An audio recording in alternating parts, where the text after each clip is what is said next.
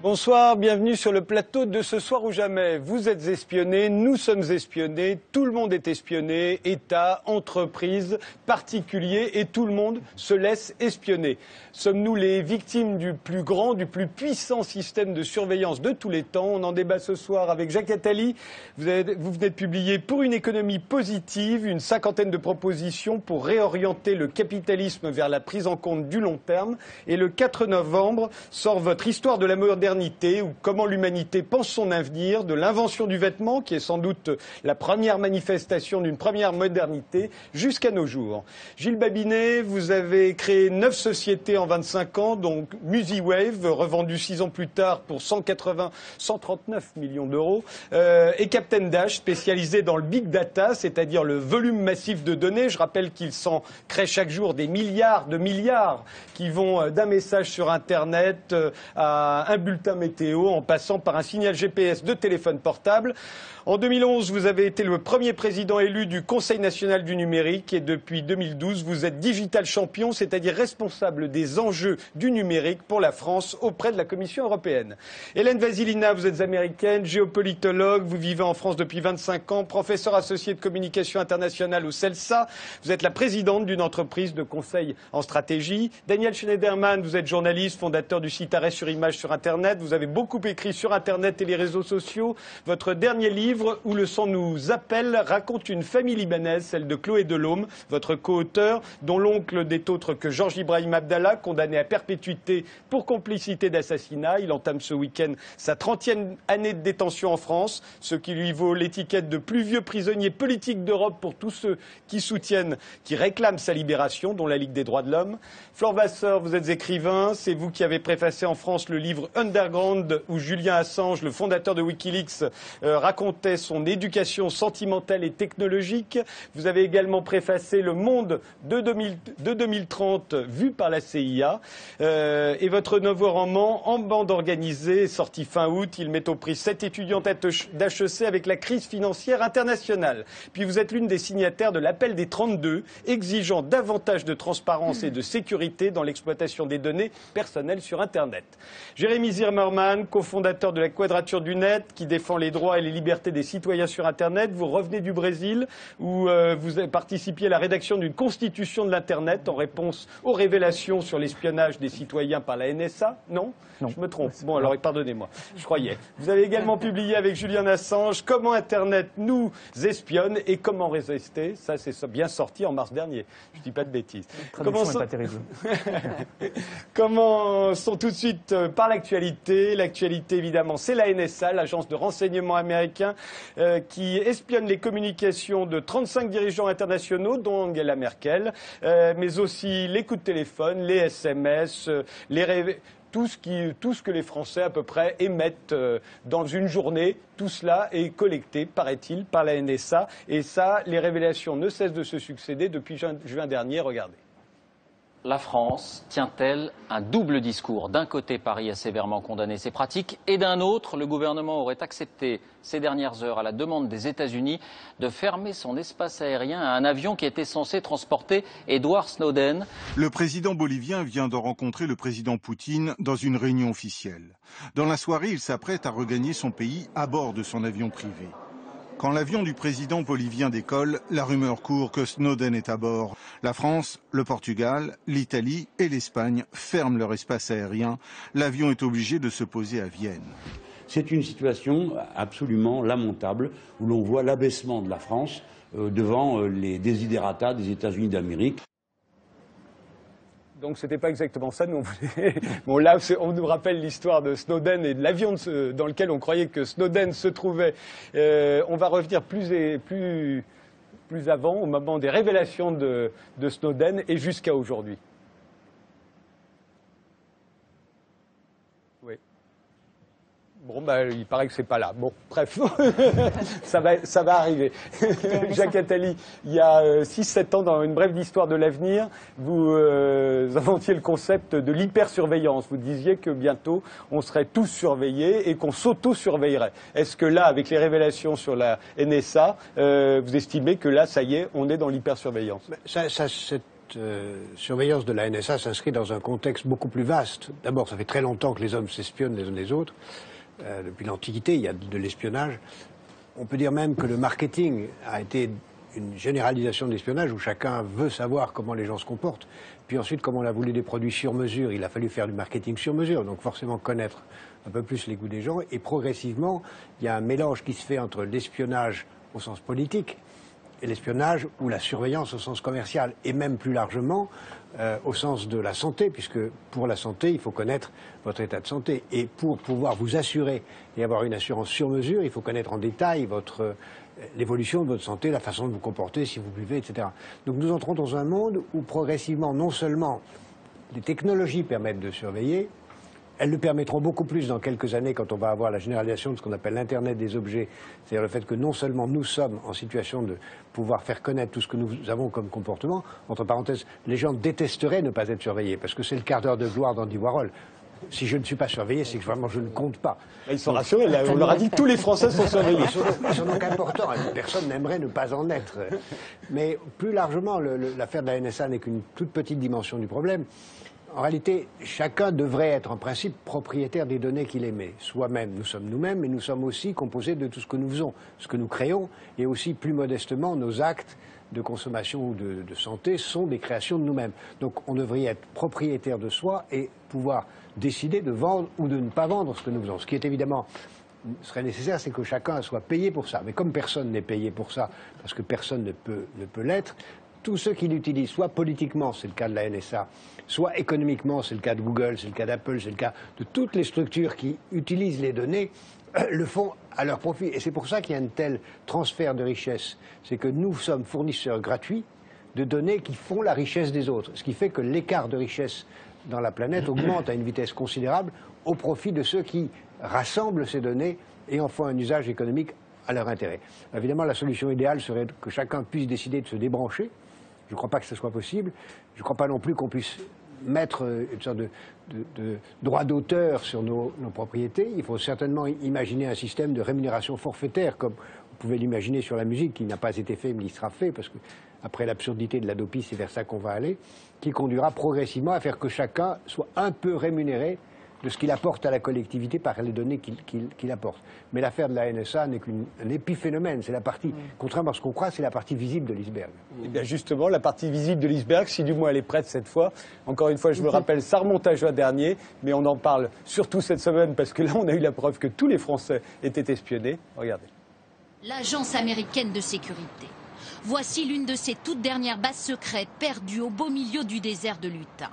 Sa mission, analyser des millions de données personnelles à travers le monde. Des programmes top secrets, mis au jour par un homme, Edward Snowden, 30 ans, un informaticien qui travaillait pour la NSA. Moi, en étant assis à mon bureau, j'avais le pouvoir légal de surveiller n'importe qui. Ça pouvait être vous, votre comptable, un juge fédéral ou le président si j'avais eu son adresse mail. C'est le bâtiment où se réunissent tous les chefs d'État de l'Union européenne. On sait maintenant qu'il serait une cible de l'espionnage américain depuis 5 ans au moins. Les preuves sont là et personne ce soir ne les conteste. La France a donc été elle aussi systématiquement, méthodiquement espionnée par son allié américain. Les chiffres donnent une idée de l'ampleur de l'espionnage pratiqué en France. Rien qu'entre décembre 2012 et janvier 2013, en un mois, plus de 70 millions d'enregistrements téléphoniques ont été collectés. C'est invraisemblable qu'un pays ami, qu'un pays allié comme les États-Unis puisse à ce point aller jusqu'à espionner autant de communications privées. La même indignation et les mêmes mots pour condamner l'espionnage américain. Angela Merkel d'abord, dont le téléphone portable aurait été écouté. J'ai dit au président américain que s'espionner entre amis, ça ne va pas du tout. En Allemagne de l'Est, il y avait une police politique qui espionnait les gens tous les jours. On sait donc ce que le totalitarisme veut dire. La dernière révélation en date a été faite par le Guardian. La NSA aurait mis au moins 35 dirigeants internationaux sur écoute. J'utilise un téléphone, heureusement. Je ne suis pas revenu à l'âge de pierre et même sans aller jusqu'à l'âge de pierre, je ne procède pas par le morse, par exemple, ou par tout autre mécanisme. Ce n'est pas parce qu'il y a des risques d'interception ou de surveillance qu'il faudrait revenir à d'autres modes de communication qui d'ailleurs pourraient être eux-mêmes surveillés. Alors nous ont rejoint Pierre Conessa, vous êtes historien, ancien haut fonctionnaire du ministère de la Défense, ce qui a priori vous classe parmi les espions d'ailleurs. Vous êtes l'auteur de La fabrication de l'ennemi ou Comment tuer avec sa conscience pour soi. Et dans le dernier numéro de la revue Medium, dirigé par Régis Debray, consacré au secret à l'ère numérique, vous avez écrit sur le secret d'État. Et puis Louis Caprioli, de 1998 à 2004, vous avez été sous-directeur chargé de la lutte contre le terrorisme à la DST, qui est devenue depuis la DCRI. Vous êtes aujourd'hui conseiller d'un groupe qui analyse, ou plutôt qui aide les entreprises, les protège quand elles s'installent à l'étranger, on va le dire comme ça. Est-ce que vous croyez à la surprise et à l'indignation des chefs d'État qu'on vient d'entendre là Alors l'indignation, oui, je l'entends bien, mais je pense que c'est une indignation hypocrite. Parce que si un chef d'État ignore que la NSA, c'est-à-dire les organismes qui dépendent de la NSA aussi, c'est-à-dire la CIA, la DEA, le Trésor américain, écoutent tout le monde, c'est à désespérer. Ça veut dire qu'il ne lit jamais, ou son entourage ne lit jamais les notes qui lui sont communiquées par la DGSE, par la DCRI. Les films américains qui non, soyons plus sérieux.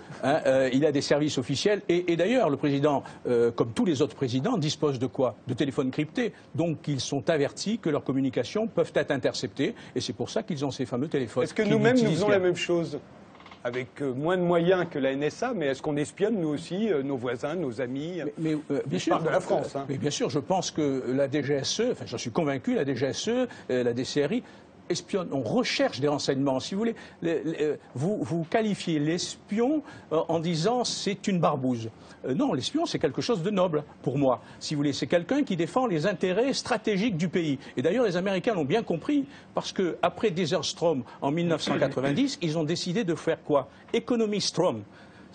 Et donc ils ont décidé que les espions américains, que ce soit Warren Christopher, que ce soit les patrons de la CIA, allaient défendre les intérêts économiques des Américains en espionnant les étrangers pour défendre les intérêts stratégiques, économiques, financiers des États-Unis d'Amérique. Pour une raison très simple, c'est que les Américains ont été largement espionnés par les Français, les Israéliens. Les Israéliens ont un membre, un agent qui, depuis 1987, est dans les prisons américaines, Pollard, qui espionnait au profit des services de renseignement militaire israéliens.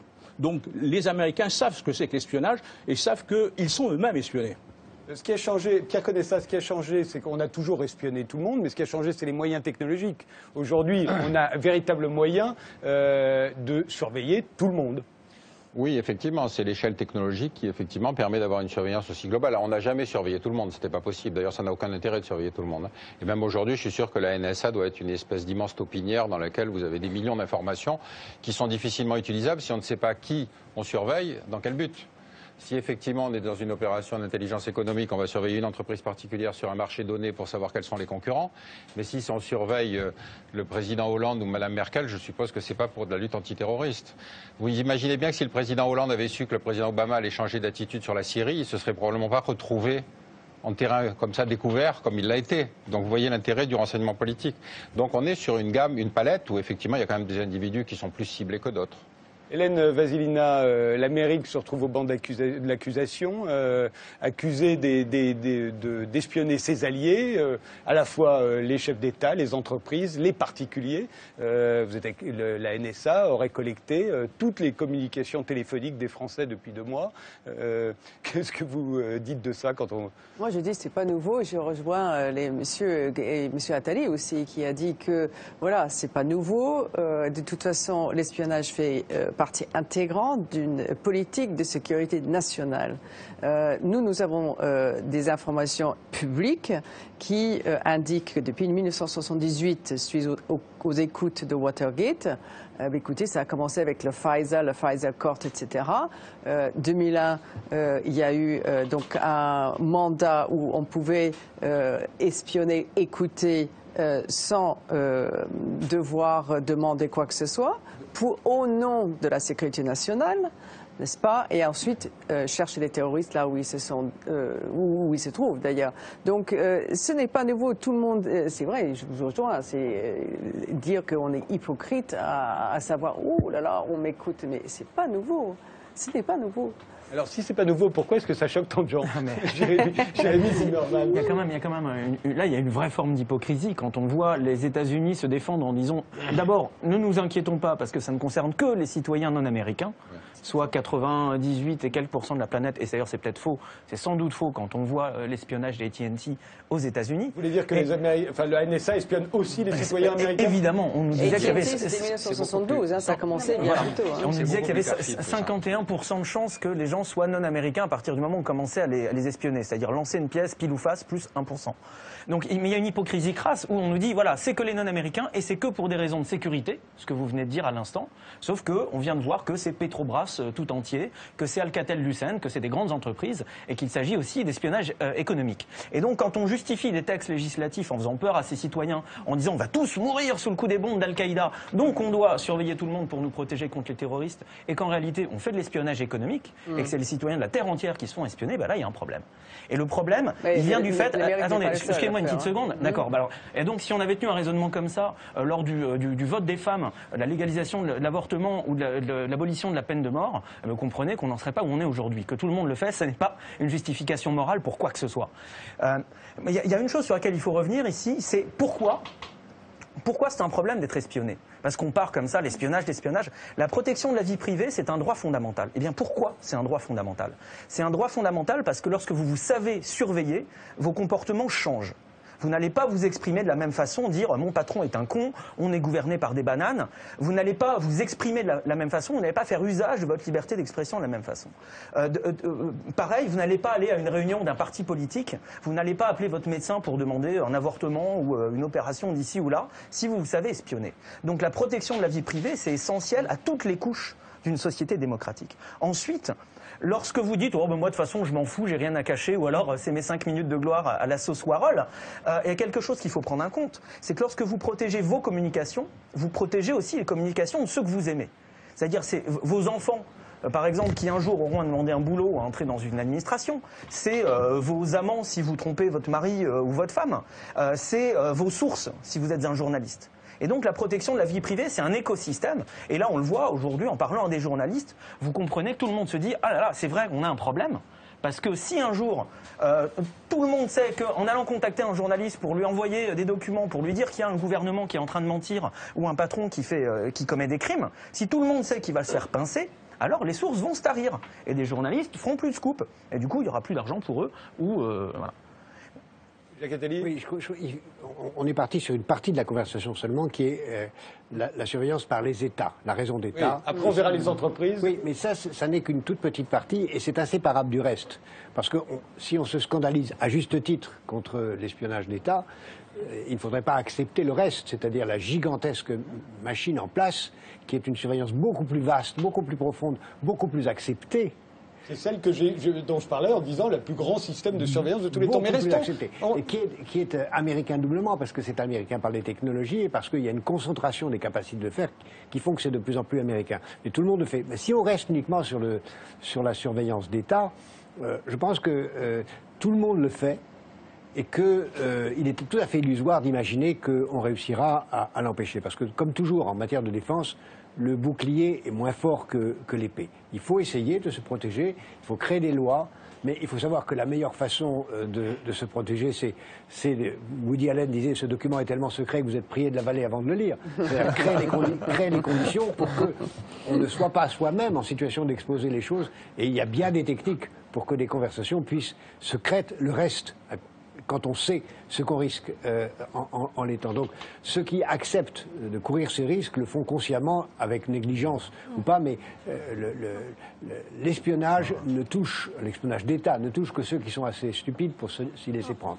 Le reste de l'espionnage global de notre société, ça c'est un engrenage qui ne fait que commencer, dans lequel l'Internet des objets va jouer un rôle énorme, c'est un tsunami qui arrive, et qui fera que ce dont on parle maintenant est dérisoire au regard de ce qui nous attend. Alors restons sur l'espionnage d'État pour l'instant. Flore Vasseur. Oui, enfin, moi je suis un petit peu surprise de vous entendre dire que les personnes sont conscientes d'être espionnées ou quoi que ce soit. Je crois qu'il y a juste un énorme problème, c'est qu'il n'y a aucune, le citoyen moyen n'a aucune information sur la façon dont sont utilisées ces données et quels sont les moyens pour que lui-même se protège. On fait des cours de sensibilisation à Internet pour pas aller toucher du contrôle parental ou des choses comme ça.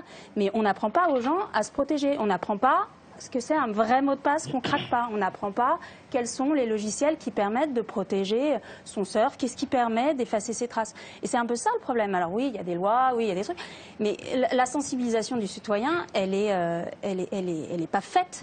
Et peut-être à juste titre. On verra ça tout à l'heure sur tout ce qui est pratique sur Internet, où toutes les entreprises, les grandes entreprises, les géants du net espionnent tout le monde et s'en servent à la fois pour renseigner les États, mais aussi pour leur propre compte et pour nous faire cracher au bassinet. Mais restons sur l'affaire de la NSA et particulièrement du traitement qui a été réservé à Snowden, qui a lancé l'alerte, qui nous a dit à tous, qui a dit à tous ces dirigeants européens, vous avez été espionnés par les Américains, et Snowden a demandé l'asile politique, personne ne le lui a donné.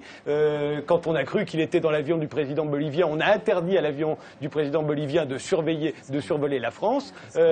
Aujourd'hui d'ailleurs, hier, François Hollande a dit que finalement l'affaire Snowden nous avait peut-être rendu service. Alors qu'en est-il exactement? Est-ce que là, Daniel Schneiderman, est-ce que la France et tous les pays européens d'ailleurs n'ont pas joué double jeu? Ça, je ne sais pas s'ils ont joué double jeu. Ce qui est frappant depuis le début de cette histoire, c'est le caractère toujours timoré des réactions françaises par rapport aux États-Unis dans l'affaire Snowden et tous ces développements. Depuis l'histoire effectivement de l'interdiction de survol, là, qui est absolument hallucinante. On n'a toujours pas su exactement ce qui s'est passé. C'est sans doute le haut fonctionnaire de permanence à Matignon cette nuit-là. Mais enfin, est-ce qu'il n'a pas demandé en haut lieu si l'avion de Snowden pouvait survoler la France? C'était l'avion du président bolivien. L'avion supposé, pardon. L'avion dans lequel on a interdit au président bolivien de survoler notre espace aérien. Bien sûr. Non, mais alors, de là, si vous voulez, jusqu'à la réaction ces derniers jours de Hollande aux révélations qui sont quand même c'est extraordinaire d'avoir appris ça, de l'avoir appris avec ce degré de précision, l'ampleur du phénomène de l'espionnage, etc. Et qu'est-ce qu'on fait? On appelle timidement Obama, on lui demande alors, mais alors est-ce que c'est bien vrai que? Mais non, pas du tout. Ah bon, bah ça va. Bon, et puis ensuite on va discuter à 28. On fait quelque chose? Non, on fait rien. Il y en a deux qui sont plutôt pour faire un truc, puis les autres non. Enfin, je veux dire, je ne sais pas ce que craint la France. Enfin, tout ça donne quand même l'impression que la France craint quelque chose, craint de déplaire aux États-Unis. On ne sait pas très bien pourquoi d'ailleurs, on ne sait pas exactement de quelle rétorsion on a peur. Tout ça est quand même, vu de l'extérieur, très étonnant. Au sommet qui vient de se terminer, il y a eu une réaction conjointe franco-allemande très forte. Mais ce sont les Anglais qui se sont opposés absolument à ce que le sujet soit mis dans le jeu. Très forte, on a dit monsieur, on n'est pas très content. Voilà. Non, les Français et les Allemands auraient voulu que ce soit à l'ordre du jour, et en particulier que ce soit intégré au ce qu'on appelle le paquet numérique qui était en discussion hier matin. Mais les Anglais eux-mêmes sont, de ce point de vue, des représentants des États-Unis sur le continent européen et ont pour l'instant décidé de représenter les intérêts américains en Europe. On est quand même dans une hypocrisie absolument fascinante quand même. Interdire à un avion présidentiel de survoler le territoire, même pas de se poser. Le dernier épisode, c'était quand les Américains ont bombardé la Libye. Vous vous souvenez, en 89. C'est un petit peu plus compliqué parce qu'on croyait qu'il y avait deux avions. Et donc on pensait que Snowden était dans un deuxième avion. Mais qu'il y en ait deux ou qu'il y en ait trois, ça reste d'une indignité absolue. Et je rappelle quand même que Snowden n'est pas le premier cas. Il y a encore Assange qui est toujours dans une ambassade à Londres, enfermé, avec Scotland Yard devant la porte, alors que Assange a contribué aussi à révéler des ignominies fantastiques. Donc on est dans une situation où, en tant que démocratie, si vous avez un whistleblower, si vous avez quelqu'un qui vous raconte ce qui se passe dans les services de renseignement, il faut qu'il aille chercher sa liberté en Russie ou en Chine. Donc où sommes-nous exactement? Effectivement, ce qui a fait, c'est un commentaire de Vladimir Poutine. D'ailleurs, on va regarder dans le cas d'Assange. Snowden, lui, est réfugié en Russie. Et Assange, voilà ce qui lui est arrivé. Les médias traditionnels font un si mauvais travail qu'un petit groupe d'activistes comme nous est capable de sortir beaucoup plus d'informations que tous ces journalistes réunis. Il n'y a rien de louable à mettre en danger des gens innocents. Et il n'y a rien de courageux à saboter les relations pacifiques entre les pays qui travaillent à la sécurité de tous. Je trouve absolument scandaleux de mettre sur la place publique, pour se faire mousser vraisemblablement, des informations de ce type, parce qu'il n'y a pas d'action diplomatique dans l'histoire et dans dans l'actualité sans une part de confidentialité. Le voilà désormais aux mains de la justice. Le héros de la liberté d'expression, que d'autres jugent irresponsable, a passé 2 heures dans le bureau du juge. La justice suédoise le réclame, non pour la divulgation de documents américains classifiés, mais pour des accusations de viol portées par 2 femmes. C'est un homme qui s'est fait des ennemis très sérieux, et ce pour les meilleures raisons. Il a fait un extraordinaire travail journalistique pour le bien de nous tous. À Madrid hier comme à Amsterdam, Bogota ou São Paulo, des dizaines de manifestants se sont rassemblés pour exiger la libération du fondateur de Wikileaks. J'exprime ma solidarité à Wikileaks et je proteste contre l'atteinte à la liberté d'expression. Pourquoi a-t-on mis M. Assange en prison? C'est ça la démocratie? En début d'après-midi, le gouvernement équatorien a annoncé qu'il accordait l'asile politique au fondateur de Wikileaks. Et donc ça fait 16 mois, maintenant 16 mois que Julian Assange est dans l'ambassade d'Équateur à Londres et qu'il ne peut pas sortir. Un mot, Jérémy Zimmerman? C'est mon ami, donc je suis forcément partial en disant ça. Je vais le voir régulièrement et il est comme un lion en cage. Il est véritablement dans une espèce de prison dorée. Alors évidemment, il y a plein de choses à faire et Wikileaks continue de publier des matériaux. Mais quand vous y pensez, Assange à l'ambassade d'Équateur, Chelsea Manning en prison, Edward Snowden qui peut plus remettre... Chelsea Manning qui s'appelait à l'époque Bradley Manning et qui était la source des câbles diplomatiques et de la vidéo Collateral Murder où on voyait des soldats américains assassiner des enfants et des journalistes en Irak en rigolant. Publié par Wikileaks. Edward Snowden qui est là en Russie, dont on ne sait pas quand il sortira. Aaron Swartz qui s'est suicidé au début de l'année. Les États-Unis sont en train de mener une guerre contre la vérité, une guerre contre la justice. Et c'est des individus qui ont mon âge, qui sont de la génération Internet, qui comprennent que l'information est une force, qui comprennent aussi que les gouvernements, par défaut, devraient être ouverts, devraient être transparents. Les personnes publiques, les servants de l'État sont des gens qui, par défaut, devraient avoir leurs activités publiques, alors que les individus sont des personnes privées, sont des personnes qui devraient avoir le droit au respect de leur vie privée. Et ce qu'on voit, en fait, c'est l'inversement. Ces valeurs-là, c'est une inflation du secret pour aller cacher des crimes et des mensonges. Et quand des citoyens prennent leur courage à deux mains, et vont exposer la vérité, et ben voilà, ils sont pourchassés par les États-Unis. Il ne manquerait plus qu'un drone leur tire dessus. Oui, Caprioli, l'ancien directeur de la DST. Non, je pense que l'affaire Snowden est instrumentalisée par les chefs d'État. Les chefs d'État parce qu'il y a un phénomène, on a évoqué tout à l'heure, pour les États-Unis, la priorité c'est l'économie, la priorité c'est le commerce. Et donc ils sont instrumentalisés parce qu'il y a des négociations qui commencent sur le libre-échange et que Madame Merkel, le président Hollande vont peut-être être en position de force au cours de ces négociations. Il ne faut pas oublier qu'en 1994-95, les Américains ont eu 7 espions qui ont été arrêtés par la DST, un qui était un conseiller du Premier ministre, un deuxième qui était un conseiller du ministre des Télécommunications, un troisième qui était un technicien de France Télécom. Ils travaillaient tous pour les Américains. Les Français, la DST, les a arrêtés. Et ils travaillaient sur quoi? Sur le GATT, General Agreement Trade and Traffic, qui précédait l'OMC. Et donc on voit que dès lors qu'il y a des négociations d'une ampleur colossale, les Américains développent des moyens importants pour connaître la position de leur adversaire. Ils l'ont fait en 1994, on les a arrêtés. Puisque l'ambassadrice Harrison a été convoquée par Charles Pasqua en demandant le rappel de 5 personnes. Et fait amusant, au mois de février à la même époque, le banquier Roitine était décoré par le président Mitterrand en parlant, avec humour je suppose, des bonnes relations et de l'amitié franco-américaine pendant les mêmes événements. Et ce que l'on constate maintenant, c'est exactement la même chose. On est dans un rapport de force entre l'Europe et les États-Unis. La NSA a toujours eu cette image de grande agence de renseignement, plus puissante que la CIA. Et effectivement, déjà, oui.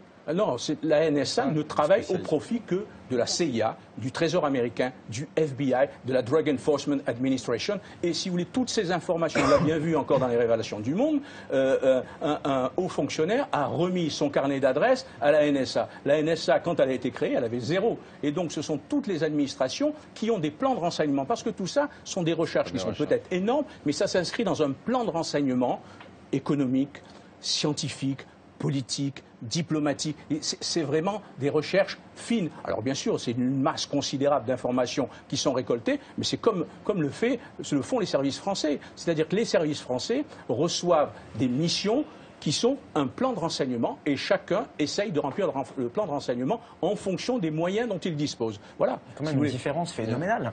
Le renseignement à la française, c'est quelque chose qui est un petit peu ciblé. Là, avec les États-Unis, on a vu que c'est un renseignement qui est à l'échelle de toute la planète. Et le général Keith Alexander, le chef de la NSA, il y a quand même un changement dans l'histoire. Quand il est arrivé au chef du renseignement militaire en Irak et qu'il a dit, bon, on arrête avec les méthodes traditionnelles, maintenant on prend tout.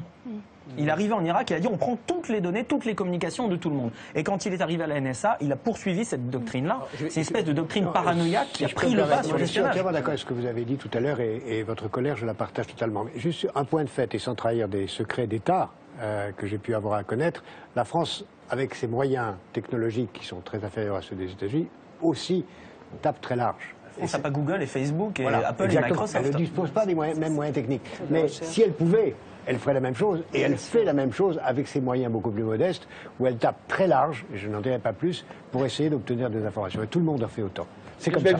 Gilles Babinet, les géants du net sont accusés de fournir des informations à la NSA. Oui, je crois que c'est important d'essayer d'avoir un débat qui soit le moins manichéen possible, parce que ces enjeux sont des enjeux de civilisation, au-delà d'être des enjeux d'espionnage. C'est-à-dire que, évidemment, il y a des nouvelles technologies en matière d'espionnage et qui nous interpellent sur le fait qu'on puisse être très massivement espionné. Nous autres, qui sommes des citoyens moyens, on ne peut que faire de la spéculation sur ce que l'on voit. Mais je crois que néanmoins, on peut poser quelques grands principes qui me paraissent importants. Le premier d'entre eux, c'est que, pour moi, il y a un choc tectonique entre deux mondes, qui sont le monde des États tels qu'ils ont fonctionné jusqu'à présent, et puis l'émergence d'une société civile qui dispose de pouvoirs plus importants qu'auparavant, et notamment qui peut avoir des lanceurs d'alerte, et qui a une culture de la transparence. Je pense aux jeunes générations qui, aux États-Unis, se sont manifestées très très nettement en faveur de Snowden, de l'ensemble des personnes dont on vient de parler, en disant c'est normal ce qu'ils ont fait et nous n'acceptons plus la façon dont les États agissent, et les entreprises d'ailleurs, jusqu'à présent. Donc ça, je crois que c'est quelque chose qu'il faut avoir à l'esprit, c'est qu'il y a une évolution technologique d'une part, mais il y a aussi, avec cette évolution technologique, une évolution de la compréhension du potentiel de ces technologies et de la façon dont on doit interpeller le fonctionnement de ces technologies. Et je crois que moi, c'est la première chose qui me paraît importante, c'est que le destin doit rester entre nos mains. C'est-à-dire que les technologies peuvent faire des choses positives et des choses négatives. C'est à nous, citoyens de l'ensemble de la planète, de décider et d'imposer, de faire en sorte que ces technologies ne soient pas, dans la mesure du possible, dévoyées pour se retourner contre nous et participer à la construction de dictatures numériques. Jusqu'à maintenant, on ne protège que le citoyen de son propre pays. C'est-à-dire que les législations ont vocation à être essentiellement nationales. La DGSE n'a pas le droit d'espionner des citoyens français, la CIA n'a pas le droit d'espionner des citoyens américains. Donc, qu'est-ce que nous a montré Snowden? C'est qu'en fait, pour espionner des citoyens américains, il confie la tâche aux Anglais. Et donc, ce sont les Anglais qui espionnent des citoyens américains. Et donc, les Anglais respectent la législation anglaise, mais en aidant les Américains à contourner leur législation américaine. Donc, on est dans un système où aujourd'hui, il n'y a pas de réglementation internationale. Et effectivement, on est dans un système qui, par la masse de la technologie qui a été concentrée par la NSA, on a une capacité à observer beaucoup. Cela dit, je ne voudrais pas qu'on donne le sentiment qu'on observe tout le monde ou qu'on espionne tout le monde, ne serait-ce que parce que les interceptions françaises sont deux fois moins importantes que les interceptions faites sur les Allemands, ce qui est assez humiliant pour nous. Parce que ça prouve ce que disait on intéresse moins la NSA que les Allemands. On intéresse moins la NSA que les Allemands, et probablement à cause des négociations commerciales. Donc, c'est pas vrai, on ne surveille pas, tout le monde n'est pas aussi intéressant, je suis désolé.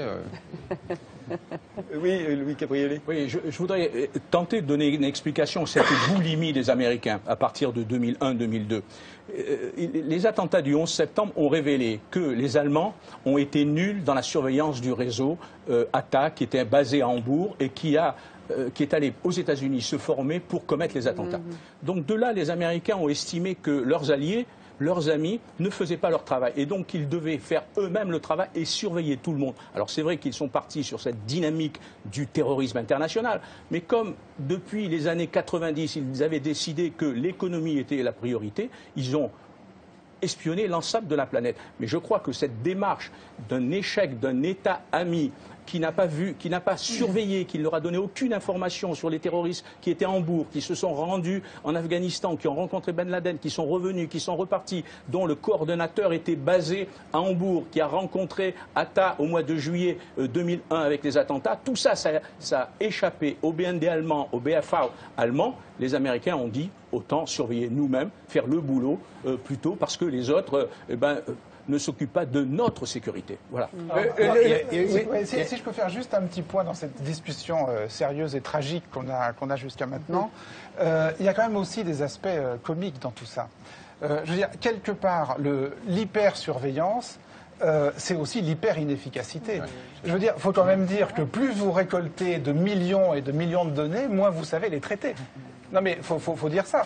Et moins vous allez les traiter, donc plus il vous faut de gens pour les traiter, plus il vous faut de fonctionnaires, donc plus il vous faut de vacataires, d'intérimaires, plus il vous faut de Snowden, et plus vous avez de Snowden, plus vous avez de chances qu'il y ait de vrais Snowden, c'est-à-dire de lanceurs d'alerte qui à un moment prennent les données et les balancent. Donc je veux bien qu'on prenne tout au tragique. Moi j'ai du mal à prendre, c'est marrant, depuis le début j'ai du mal à prendre toute cette affaire au tragique parce que je me dis, ils se retrouvent avec leurs millions et leurs millions de données, ils en font quoi? Je veux dire, on va poser la question à Gilles Babinet. C'est ça le KGB, ils en font quoi? C'est juste, il y a eu une audition du général Alexander au Sénat américain il y a 2 semaines, et c'était pathétique parce qu'il était forcé de reconnaître, au début il a commencé à dire, voilà, il y a 300 personnes qu'on a identifiées comme étant des terroristes, et en fait, ils l'ont un peu torturé, et il a admis qu'il n'y avait que 2 personnes qui ont vraiment torturé oralement, j'entends bien, mais il a admis que ça ne marchait pas pour l'instant. Et il a même été question de remettre son budget en jeu parce que ça coûte extrêmement cher.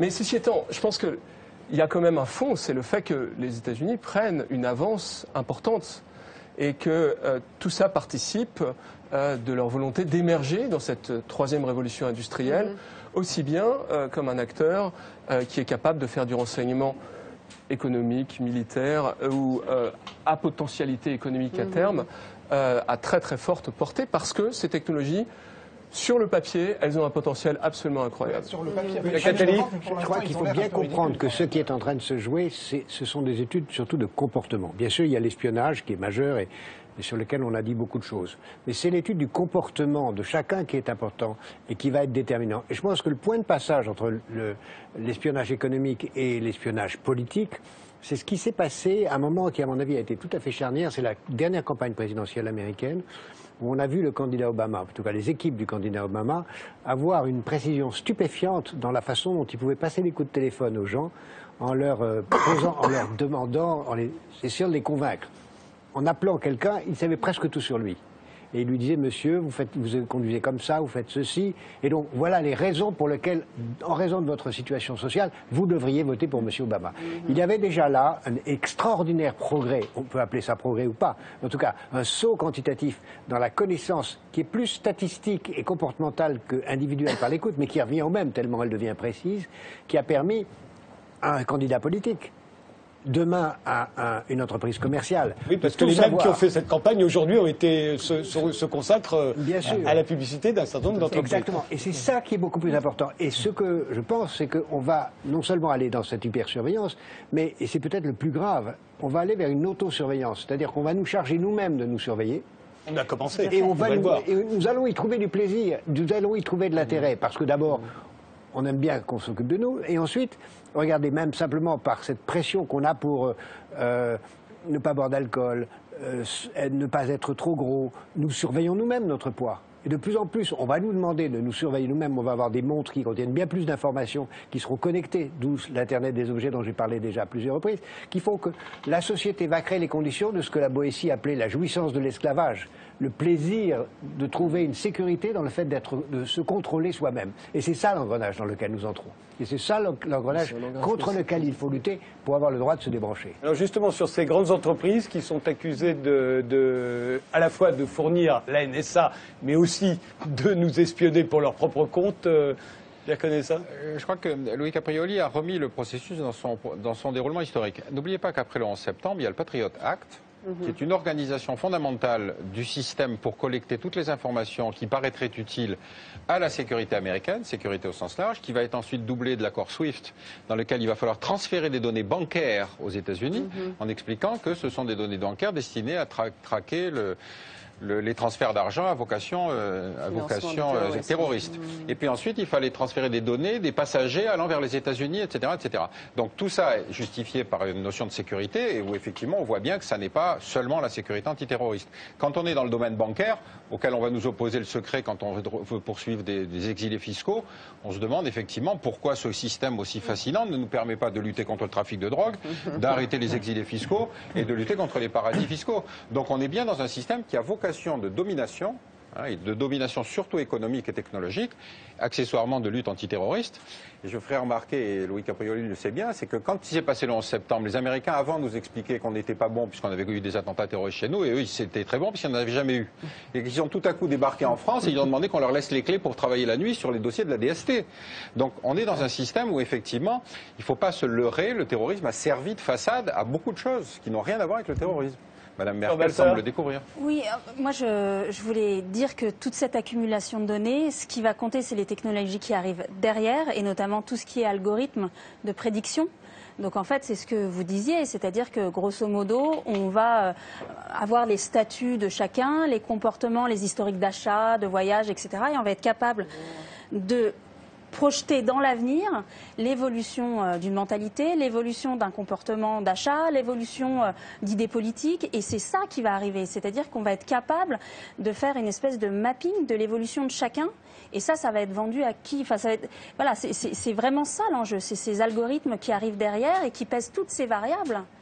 Donc là, peut-être que la NSA ne sait pas encore exactement comment utiliser ces données, mais ces archives-là, elles vont être très utiles. Et les garde pour l'instant. Louis Caprioli, un dernier mot? Non, si vous voulez. Ce que je pense, c'est que cette domination des États-Unis va se poursuivre et que je ne vois pas le frein qu'on pourra y mettre parce qu'ils sont lancés, j'allais dire, dans une dynamique qui est, bien sûr, qui porte atteinte aux libertés. J'en suis tout à fait conscient. Mais personne ne pourra les arrêter. Il y a un projet européen possible qui est très utopique, mais qui aurait du sens si on arrivait au moins à le vouloir. C'est ce qu'on appelle le cloud souverain européen, c'est-à-dire dire les données européennes doivent être mises dans un cloud européen sécurisé, et les Européens doivent en faire une forteresse dont personne n'aurait accès. La réponse universelle. Gilles Binet n'y croit pas. Gilles Binet n'y croit pas. C'est en tout cas un projet très difficile, très difficile, très ambitieux, mais qui à mon avis aurait du sens. Je pense que c'est une... Moi je lis de tout, voilà. Il y a des gens qui disent il faut que les serveurs soient en Europe. Et il n'y a plus de localisation géographique, c'est tout à fait stupide. Ça n'a aucun sens. Et effectivement, je pense que ce n'est pas ce dont vous parliez. En revanche, on aurait, et je crois que ça serait très important, la capacité de faire émerger une norme de sécurité qui serait européenne et qui nous mettrait à l'abri de tout un tas de systèmes d'espions. Et je crois d'ailleurs, et j'ai appelé à ça, qu'on pourrait même envisager qu'il y ait une régulation de cette norme, notamment qu'elle soit accessible au pouvoir judiciaire, sous évidemment toutes les garanties démocratiques qu'on puisse espérer avoir. Mais je crois que ce sont des choses qui sont du ressort du politique, réellement. On va passer, je vous donne tout de suite la parole, mais on va passer au niveau des entreprises, justement. On parle tout à l'heure, depuis tout à l'heure. Elles sont accusées à la fois de donner des renseignements, les grandes entreprises du net, les grandes entreprises américaines, de donner des renseignements à la NSA, mais aussi de nous espionner à chaque fois que nous sommes sur notre ordinateur, sur Internet, et là, pour leur propre compte, regardez. C'est au tour des géants d'Internet d'être au cœur de la polémique. Le Washington Post révèle à son tour que la NSA, grâce au programme PRISM, pioche allègrement dans les serveurs de 9 grands groupes, dont Google, Facebook, Yahoo ou Apple. Hier, tous ont démenti que la NSA ait un accès direct à leurs informations. Dans le monde de l'Internet, l'utilisateur a le sentiment d'être libre comme l'air, libre peut-être mais surveillé. Attention, vous êtes détecté. Inutile de prétendre que vous téléphonez d'un endroit alors que vous êtes à l'autre bout de la ville. Google vous a localisé avec précision. Google peut-il tout connaître de chacun d'entre nous ? Cet habitant du Maine-et-Loire est devenu le symbole de la polémique. Photographié par une voiture Google en train d'uriner dans son jardin alors que son portail était fermé, il s'est retrouvé sur Street View, le service Google de visualisation des rues. On navigue, on achète sur Internet et sans le savoir, sans le vouloir, on est ausculté et abreuvé de newsletters, des publicités ciblées. Augmenter le prix artificiellement en fonction de l'intérêt manifesté par le consommateur. Cette pratique s'appelle l'IP tracking. Elle consiste à identifier les utilisateurs intéressés par un produit grâce à leur adresse IP, un numéro propre à chaque ordinateur connecté à Internet. Imaginez une vitrine, et puis vous voyez une belle robe, une belle chemise ou n'importe quoi. Et puis chaque fois que vous passez devant et que vous la regardez, le prix augmente parce qu'on se dit, voilà, vraiment cette chemise l'intéresse ou cette robe l'intéresse. Et donc on va lui apprendre d'une certaine manière que quand il a envie de quelque chose, il faut l'acheter tout de suite. Il ne faut pas trop réfléchir parce qu'autrement le prix augmente. Chaque fois que vous cherchez un itinéraire, un lieu de vacances ou un restaurant sur le net, vous laissez des empreintes, des informations. Elles sont au cœur d'une nouvelle activité économique qui permet aux grandes entreprises de cibler votre profil de consommateur grâce à vos données personnelles. Alors nous ont rejoint sur ce plateau Laurent Alexandre, vous êtes le fondateur de Doctissimo, vous dirigez aujourd'hui DNA Vision et vous êtes l'auteur avec David Angevin de 2 romans d'anticipation, Google Démocratie, paru en 2011, et Adrian Humain 2.0, qui est paru en 2013. Dans ces 2 romans, l'Europe est ruinée et Google est maître du monde. Et Mats Karduner, vous avez été pendant 5 ans, entre 2004 et 2009, le directeur général de Google pour la France et l'Europe du Sud. Depuis, vous avez fondé 55, une entreprise spécialisée dans la collecte, le traitement et l'exploitation des données des utilisateurs du web. Une véritable mine d'or, selon vous. Je crois que c'est votre propre expression. Alors, c'est la première question évidemment et pour vous. Est-ce que les entreprises comme Google ou les autres grands géants du net, est-ce que sont vraiment nos amis ? Du point de vue de l'usager, j'aurais tendance à dire oui, parce que... En dépit du fait qu'ils collectent des données, les interprètent, font monter les prix quand ils voient qu'on est intéressé, tout ce qu'on vient d'entendre dans tous ces nombreux extraits de reportages qu'on a pu voir à la télévision. Moi, je pense que oui, c'est favorable à l'utilisateur.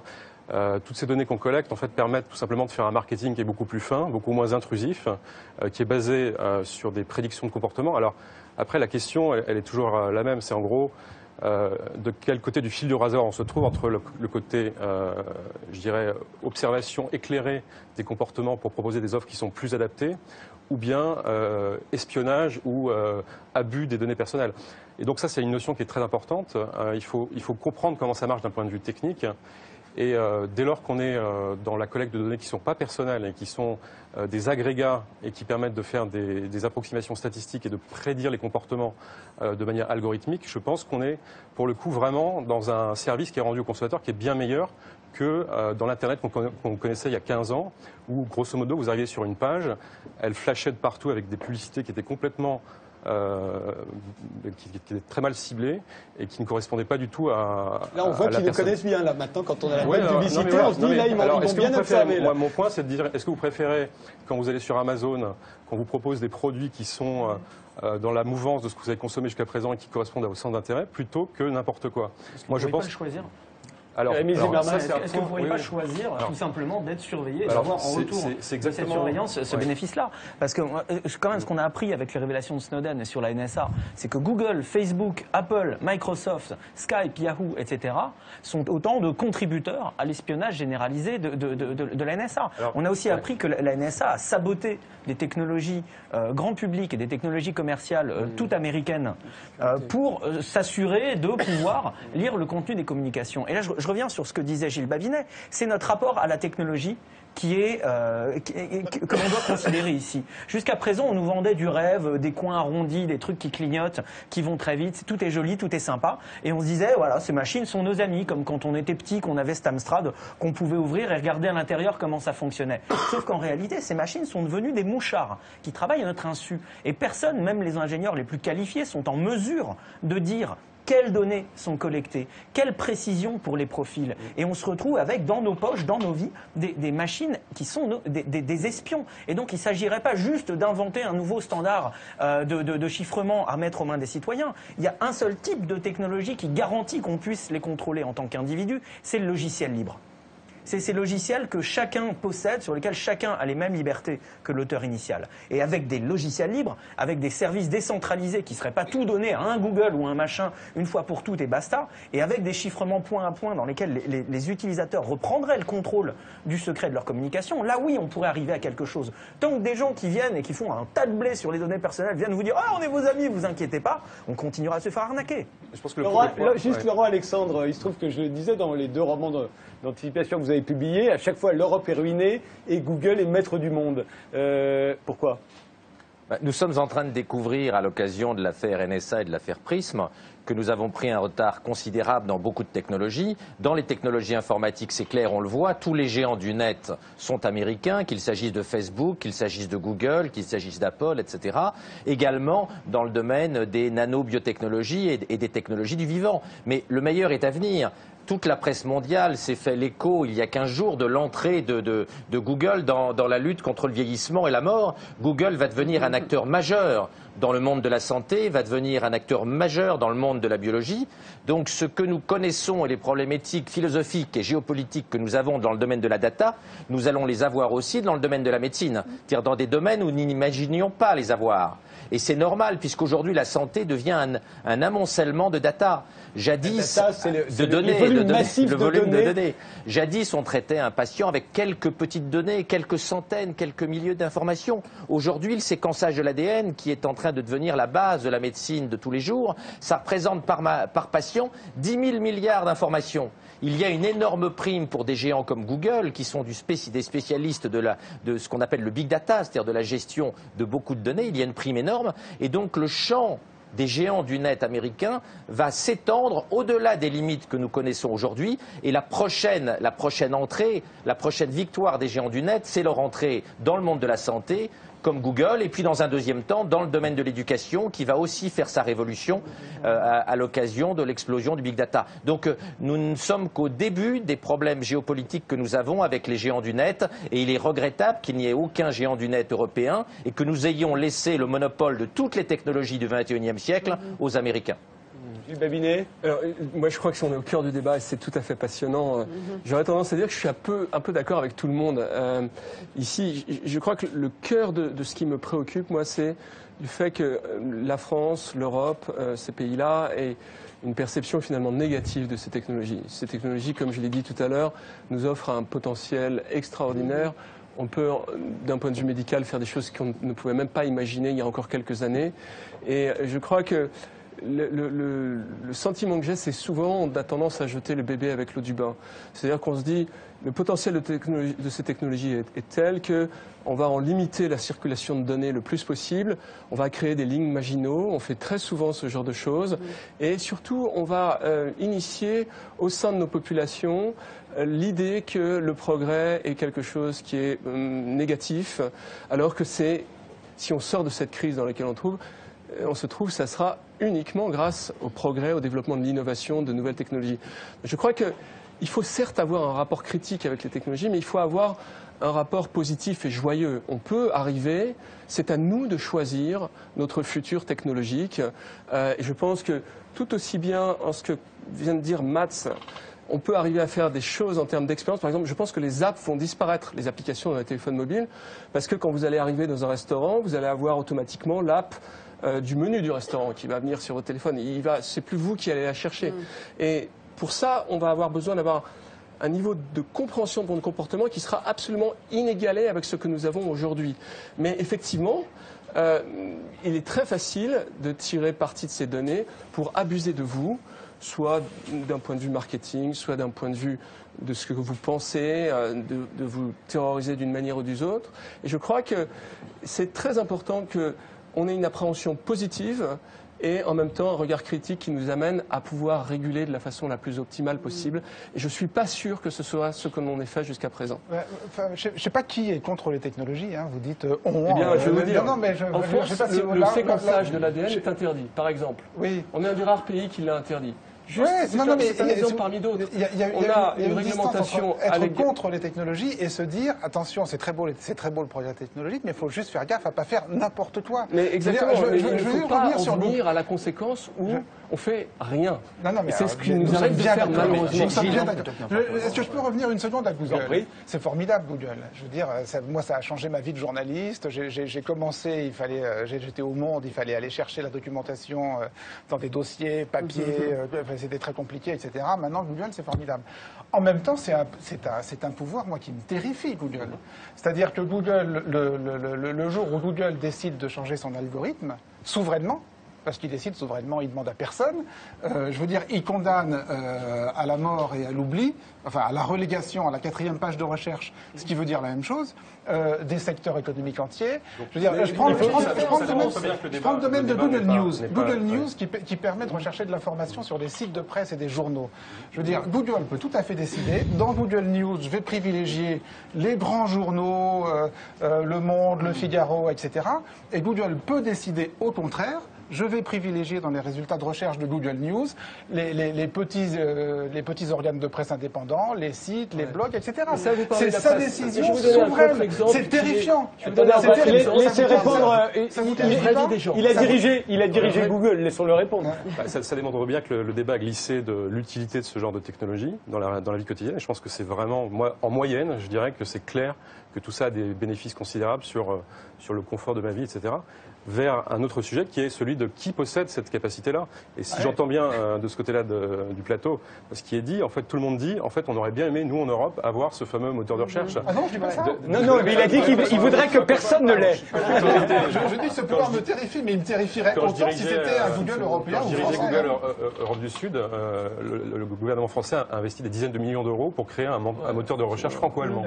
Ce qui prouve bien que le sujet, c'est vraiment plus la compétition et l'ouverture, effectivement, que le sujet de est-ce que c'est quelque chose de bénéfique pour le consommateur ou l'utilisateur lambda. Et moi, je pense qu'il y a un point qui est très intéressant, qui est celui que vous souleviez, c'est celui de la connaissance et de la transparence vis-à-vis des utilisateurs. C'est-à-dire qu'en fait, tout ce que vous disiez sur le fait d'être espionné à votre insu, ça relève, à mon avis, d'un discours vers le citoyen qui est beaucoup plus clair, beaucoup plus transparent sur, en particulier, ce que sont ces cookies, donc ces petits fichiers informatiques qui sont posés sur votre navigateur et qui enregistrent tous ces paramètres de visite et qui sont la base de toutes les données qu'on récolte et qui permettent ces prédictions de comportement.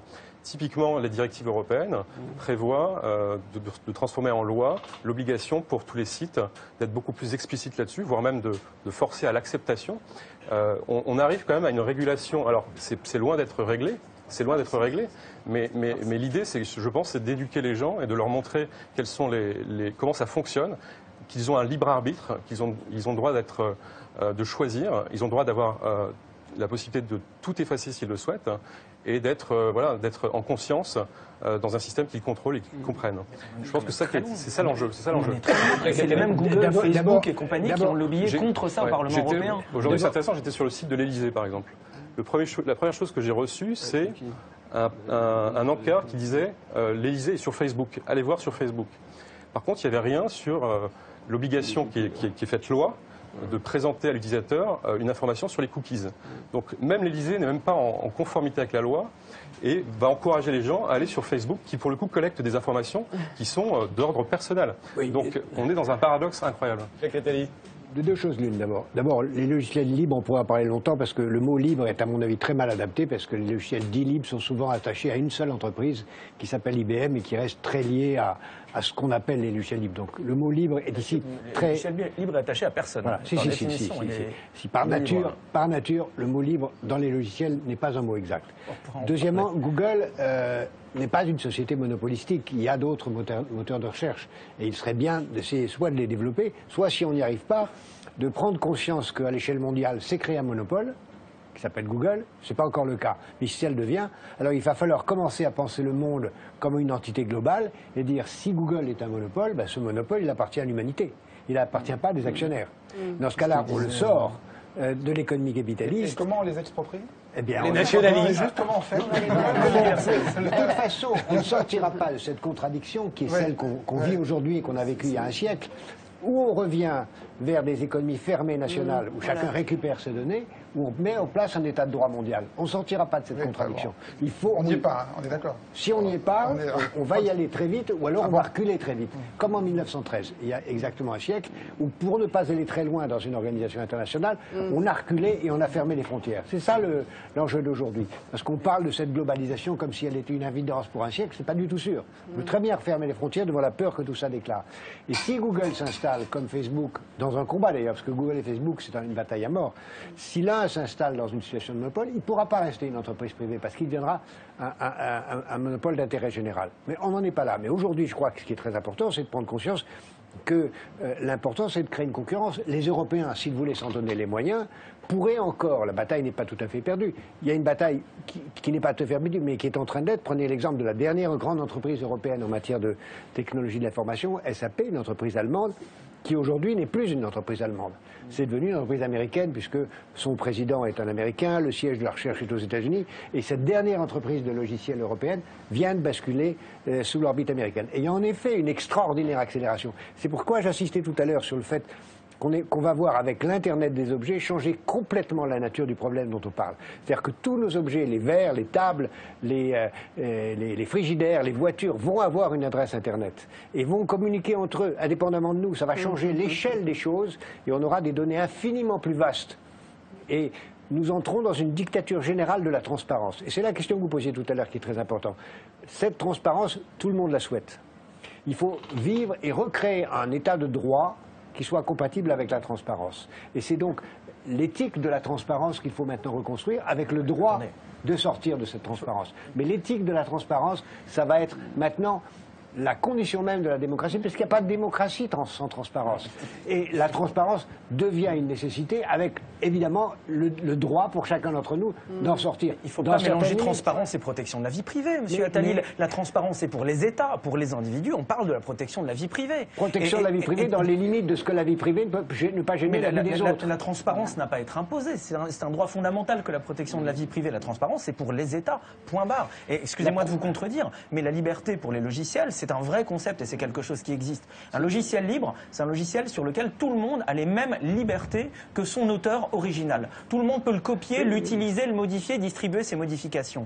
Et ce que ça veut dire, c'est que chacun a le potentiel de comprendre comment il fonctionne et de le faire fonctionner mieux. C'est-à-dire que chacun peut contrôler la machine. Non, non. Ce que ça veut dire, c'est contrôler la machine plutôt que se laisser contrôler par elle. Et s'il y avait du courage politique et des politiques industrielles ambitieuses au niveau européen, c'est ça qu'on irait faire. C'est des logiciels libres qui appartiennent à tout le monde, qui servent à tout le monde et que l'on peut utiliser contre les Google, contre les Facebook pour se protéger. C'est avec ces logiciels libres de chiffrement et seulement cela qu'on pourra garantir que ça ne va pas être un système de justice en France ou au Kazakhstan ou à la NSA qui pourra y avoir accès à notre insu comme c'est le cas avec Microsoft, Apple, Skype, etc.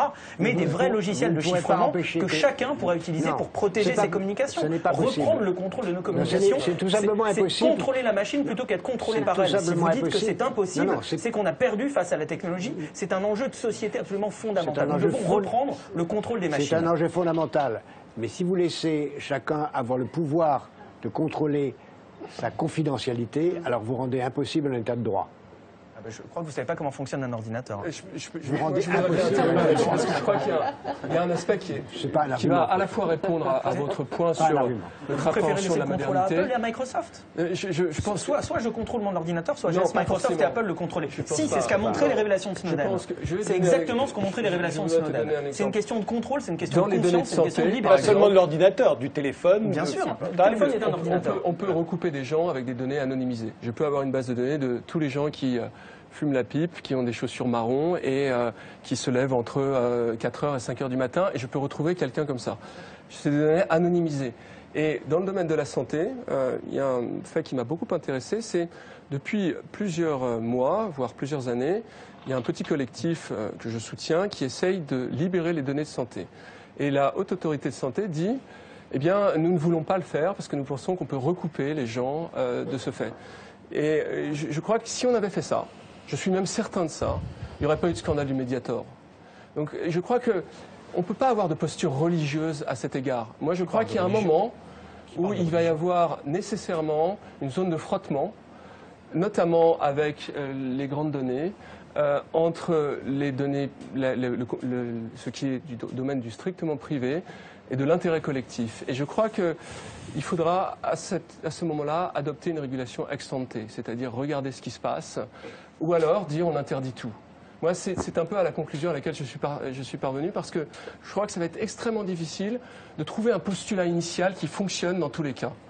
Moi, j'ai l'impression qu'on mélange deux choses. Un, le fait que les entreprises américaines aient préempté les technologies de l'information, etc., et qui fait que, effectivement, en Europe, on n'arrive pas à combattre ça, ou en tout cas à être préempté avec les recherches et l'investissement dans la recherche, 3 fois au moins ce qu'il y a en Europe. Oui. Et peut-être l'espionnage. Il faut savoir qu'il y a un siècle, la France était dans la même position. Si vous prenez il y a un siècle, la France était au top de toutes les nouvelles technologies. Voilà.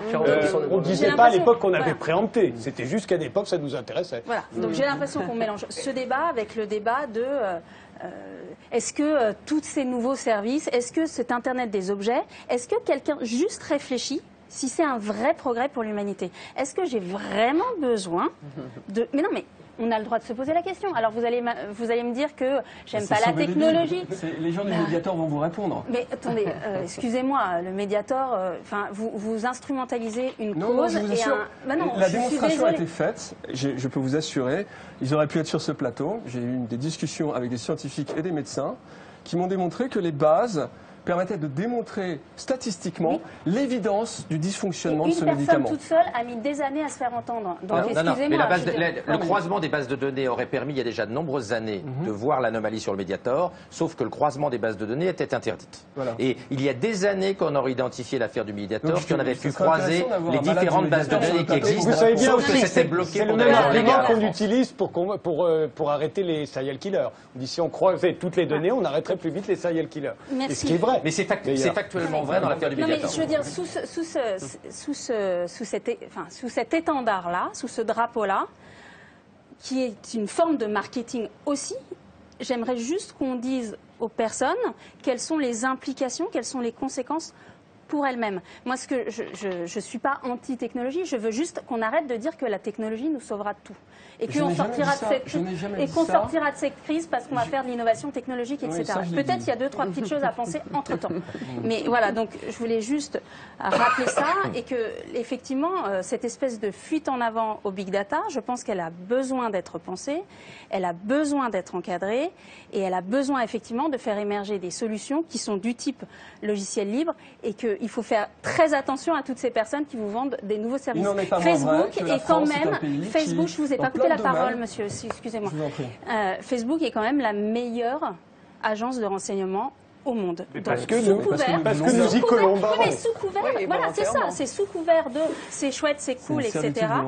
Exactement. D'ailleurs, je voulais amener parce que j'étais pas complètement sûre d'arriver à vous le faire. Je peux lire un petit passage? La Boétie. C'est quoi? Juste, on n'a pas vu. La jouissance de la servitude. Ah oui, non, la Boétie. La Boétie, discours de la servitude volontaire. 1576, hein. Il semble que vous regarderiez désormais comme un grand bonheur qu'on vous laissa seulement la moitié de vos biens, de vos familles, de vos vies.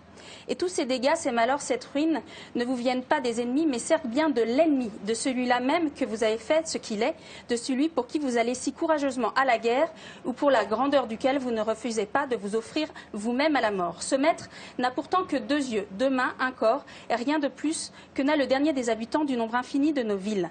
Ce qu'il a de plus, ce sont les moyens que vous lui fournissez pour vous détruire. D'où tire-t-il tous ces yeux qui vous épient si ce n'est de vous? Comment a-t-il tant de mains pour vous frapper s'il ne vous les emprunte? Les pieds dont il foule vos cités ne sont-ils pas aussi les vôtres? A-t-il pouvoir sur vous qui ne soit de vous-même? Comment oserait-il vous assaillir s'il n'était d'intelligence avec vous? Moi, je veux juste qu'on informe les gens sur les conséquences. Justement, on va s'intéresser maintenant aux réseaux sociaux, à tout ce que nous mettons sur Internet. Dernière question, Hélène Vasilina. Est-ce que toutes ces questions sont des questions d'Européens dépassés par la technologie ou les mêmes questions se posent chez les Américains? Je veux juste jeter quelques chiffres. Par exemple, entre 1999 et 2003, donc avant les attaques de 2001, que les États-Unis avaient investi dans les nanotechnologies, des biotechnologies, des technologies informatiques sur les informations, à l'ordre de 34 milliards de dollars. Après 2001, donc en 2003, on a triplé ça à 94 milliards de dollars. Or, en Europe, pour la même période, nous avions 9,7 milliards et à peine doublé à 15,7 milliards. Donc l'investissement n'est pas le même, l'envergure n'est pas le même. D'où l'importance d'investissement. Il faut dire aussi, vous le savez très bien, que la France est la première en recherche fondamentale. Donc nous avions une grande communauté de scientifiques, des très bons centres de recherche, etc. Mais il ne faut pas avoir peur de la technologie et rejoindre mes collègues. C'est vrai, il faut vivre avec les technologies et Jacques Attali a tout à fait raison de dire il faut aller en avant et ne pas se fermer. Et je veux juste rajouter que le timing de cet incident Snowden me paraît opportun. Pourquoi ? Parce que nous allons, il y avait un monsieur qui était sur le plateau tout à l'heure qui l'a dit, International Trade and Investment Agreement, donc entre l'Europe et les États-Unis. Qui a peur de cela ? Je vous demande, puisque le timing de cette révélation Snowden qui est sortie a dit tiens, NSA, attention, Merkel, etc. On se demande pourquoi ça sort maintenant. Or, on le sait. Comment ? C'est un complot ? Pardon ? C'est un complot, Snowden. Enfin, je veux dire, Snowden a été manipulé. Écoutez, les informations aux États-Unis sont publiques sur certaines informations, ce qui a fait le NSA, le Patriot Act, le Protect America Act et tout ça, tout cela est public. Quand Snowden part à Singapour et fait des fictions, c'est quelqu'un l'a manipulé, il a obéi à D'après madame, il aurait obéi à un complot européen pour saboter la négociation avec les Américains. J'ai dit ça, je dis pas si c'est lui. Non, j'ai pas dit ça. J'ai dit juste le timing. Non, mais j'ai pas dit ça. J'ai dit l'événement a arrivé à un moment où, et j'ai même eu une discussion avec une sénatrice française qui m'a dit, mais pourquoi vous avez le monopole sur ces informations, etc. J'ai dit, parce qu'on a investi dedans. C'est pas et maintenant qu'on ait ces systèmes qui nous contrôlent, etc., que quelqu'un a révélé à un moment donné, mais vous ne trouvez ça, je ne sais pas, quelque peu... Que quelqu'un le révèle, a priori on pouvait s'y attendre. Oui, d'autres l'avaient révélé avant. J'avais plein d'extraits de films que j'aurais pu vous passer où on dénonçait la NSA bien avant Snowden, y compris, juste pour continuer sur, puisque je voulais qu'on passe justement au fait que nous révélons beaucoup, non seulement nous nous laissons espionner par tous les géants de l'Internet, par les entreprises, par les États, mais en plus, nous collaborons en donnant plus d'informations sur nous-mêmes et sur notre entourage que nous n'en avons jamais donné. Regardez. On les appelle les réseaux sociaux. Twitter, Facebook, Flickr. Chaque jour, des centaines de millions d'internautes s'y connectent pour y partager des photos et des informations parfois très personnelles. En quelques lignes, quelques clics, et notre vie n'a plus de secret. Quelques photos et à portée de clavier, chacun son quart d'heure de popularité. Peut-on tout dire sur les réseaux sociaux? Qui est réellement responsable des propos tenus? L'hébergeur et ou l'auteur? 3 lycéennes se sont fait expulser cette semaine de leur établissement après avoir insulté leur professeur. Les prud'hommes se sont prononcés ce matin sur le licenciement de 3 salariés qui avaient dénigré leur entreprise sur Facebook. Et ce qui est nouveau, c'est que les juges ont considéré que cette décision était fondée. Un salarié de Michelin parle de boulot de bagnard sur copain d'avant. Quelques semaines plus tard, il perd son emploi. Un jeune homme de 19 ans qui avait insulté des gendarmes sur Facebook a écopé de 3 mois de prison ferme. Quant à ce surveillant d'un lycée de Nice, il voulait blaguer avec ce sketch. Pas de chance, son directeur l'a vu. Sur Internet, tout se sait, alors méfiance. Facebook est la version postmoderne de la Stasi. C'est comme ça qu'il faut le voir. Si on regarde le nombre d'informateurs, la Stasi avait infiltré un peu plus de 10% de la population en Allemagne de l'Est. Facebook, dans certains pays comme l'Islande, atteint près de 88% de la population. Les informations que les utilisateurs mettent sur Facebook à propos de leurs amis, de ce qu'ils font, sont déposées bien plus régulièrement que ne pouvaient le faire les agents de la Stasi quand ils rapportaient des informations à leurs supérieurs. First of all, I want everybody here to be careful about what you post on Facebook. Because in the YouTube age, whatever you do, it will be pulled up again later somewhere in your life.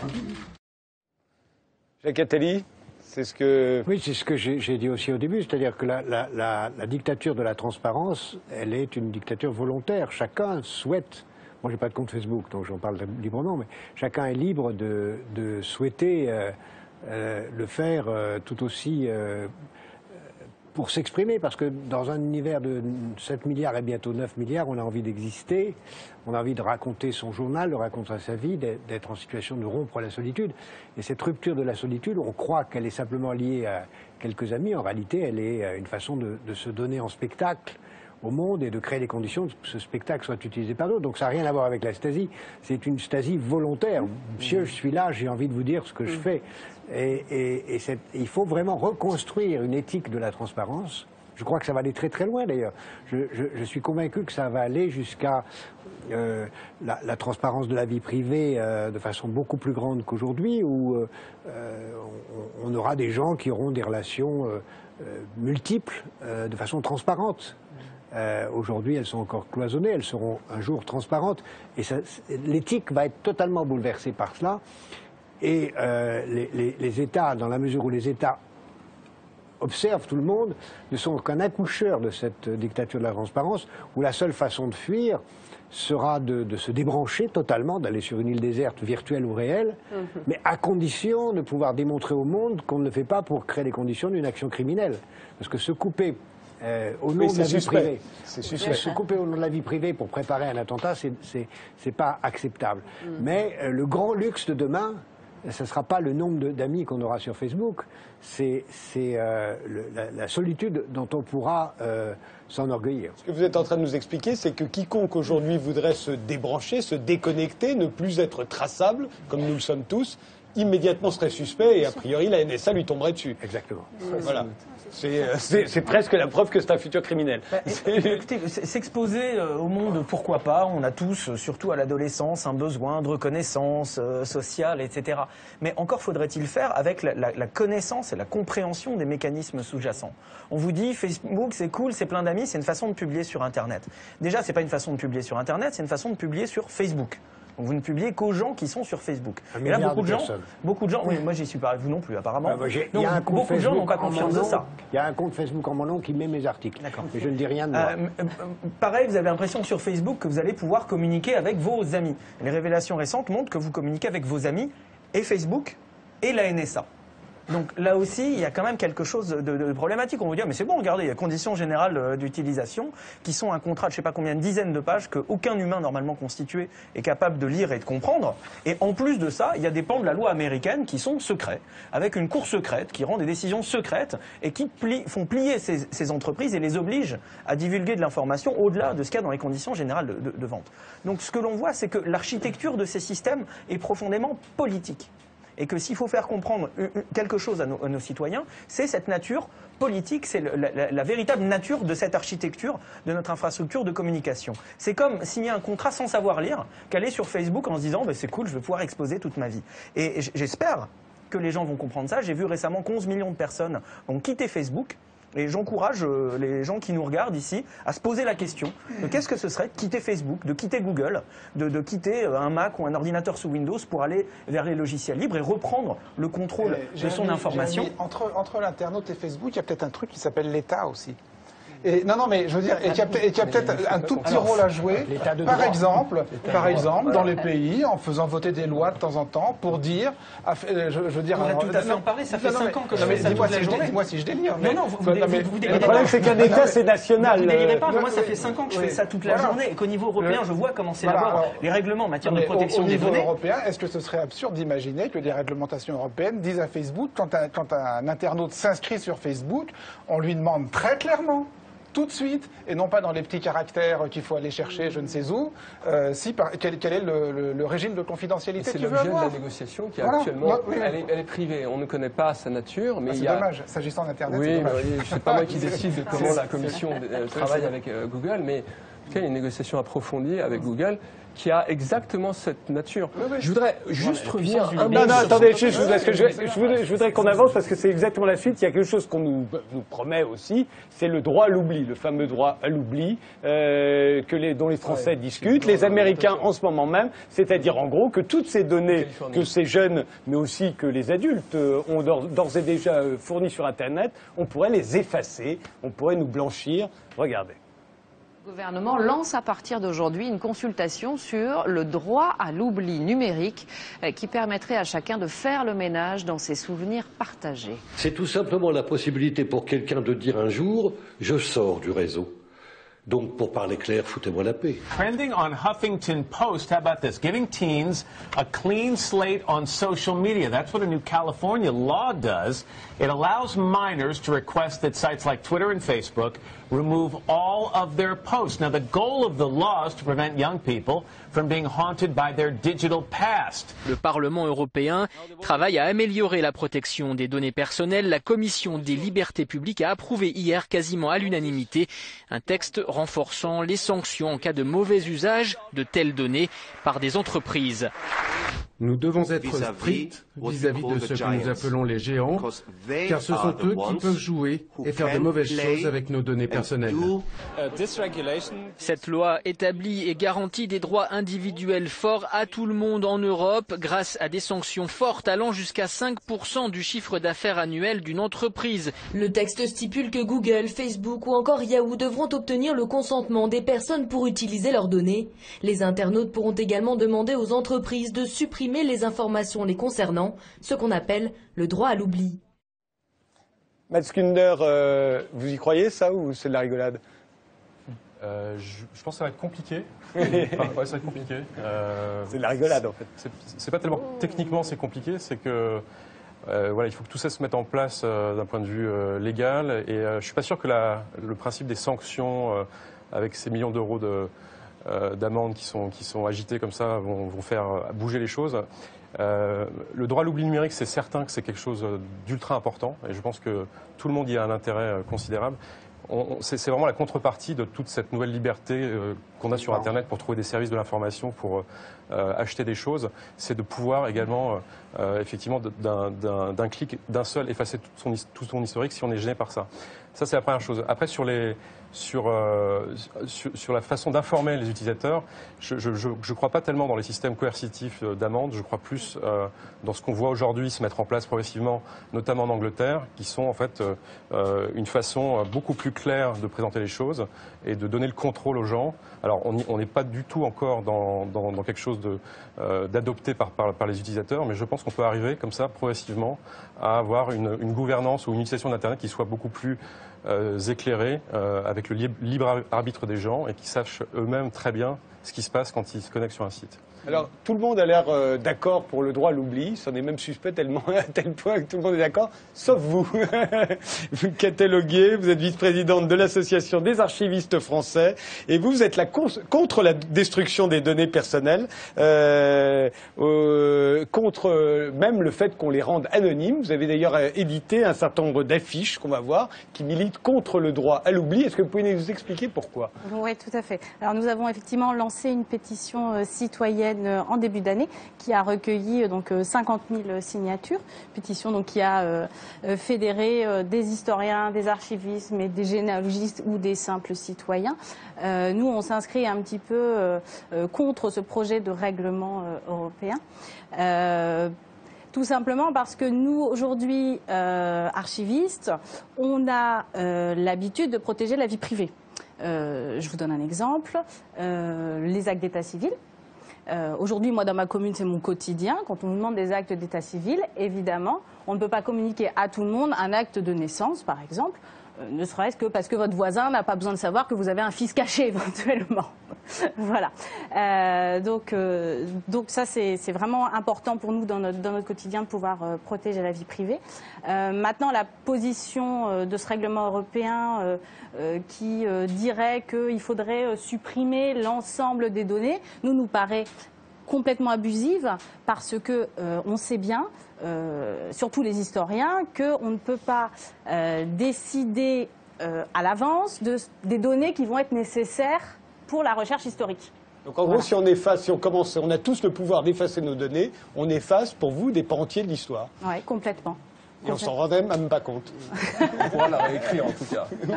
Exactement. D'ailleurs, il n'y a qu'à voir. Je suis d'accord avec vous sur le fond. On a eu des désaccords de forme.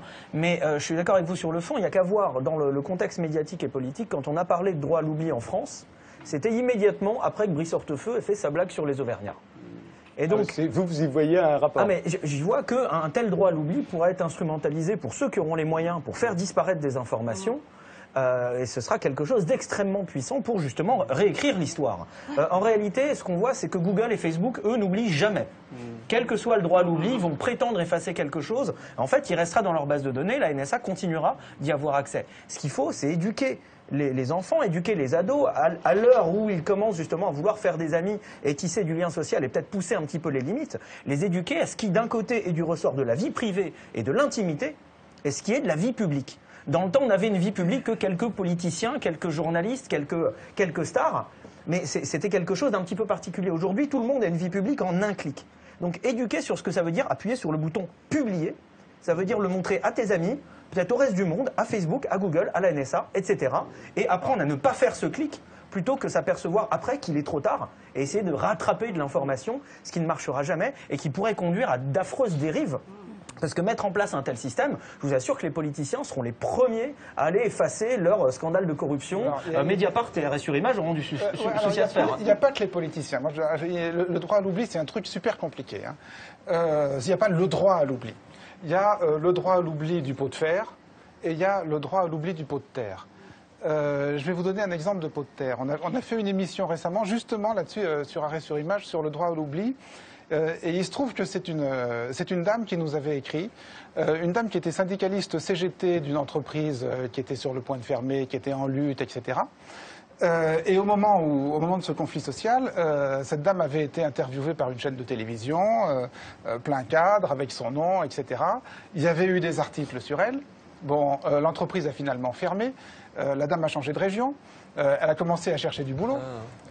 Et quand elle est allée voir des employeurs et que les employeurs ont fait des recherches sur elle, évidemment, le nom, Google, première occurrence, Madame Machin, syndicaliste CGT, en lutte, etc.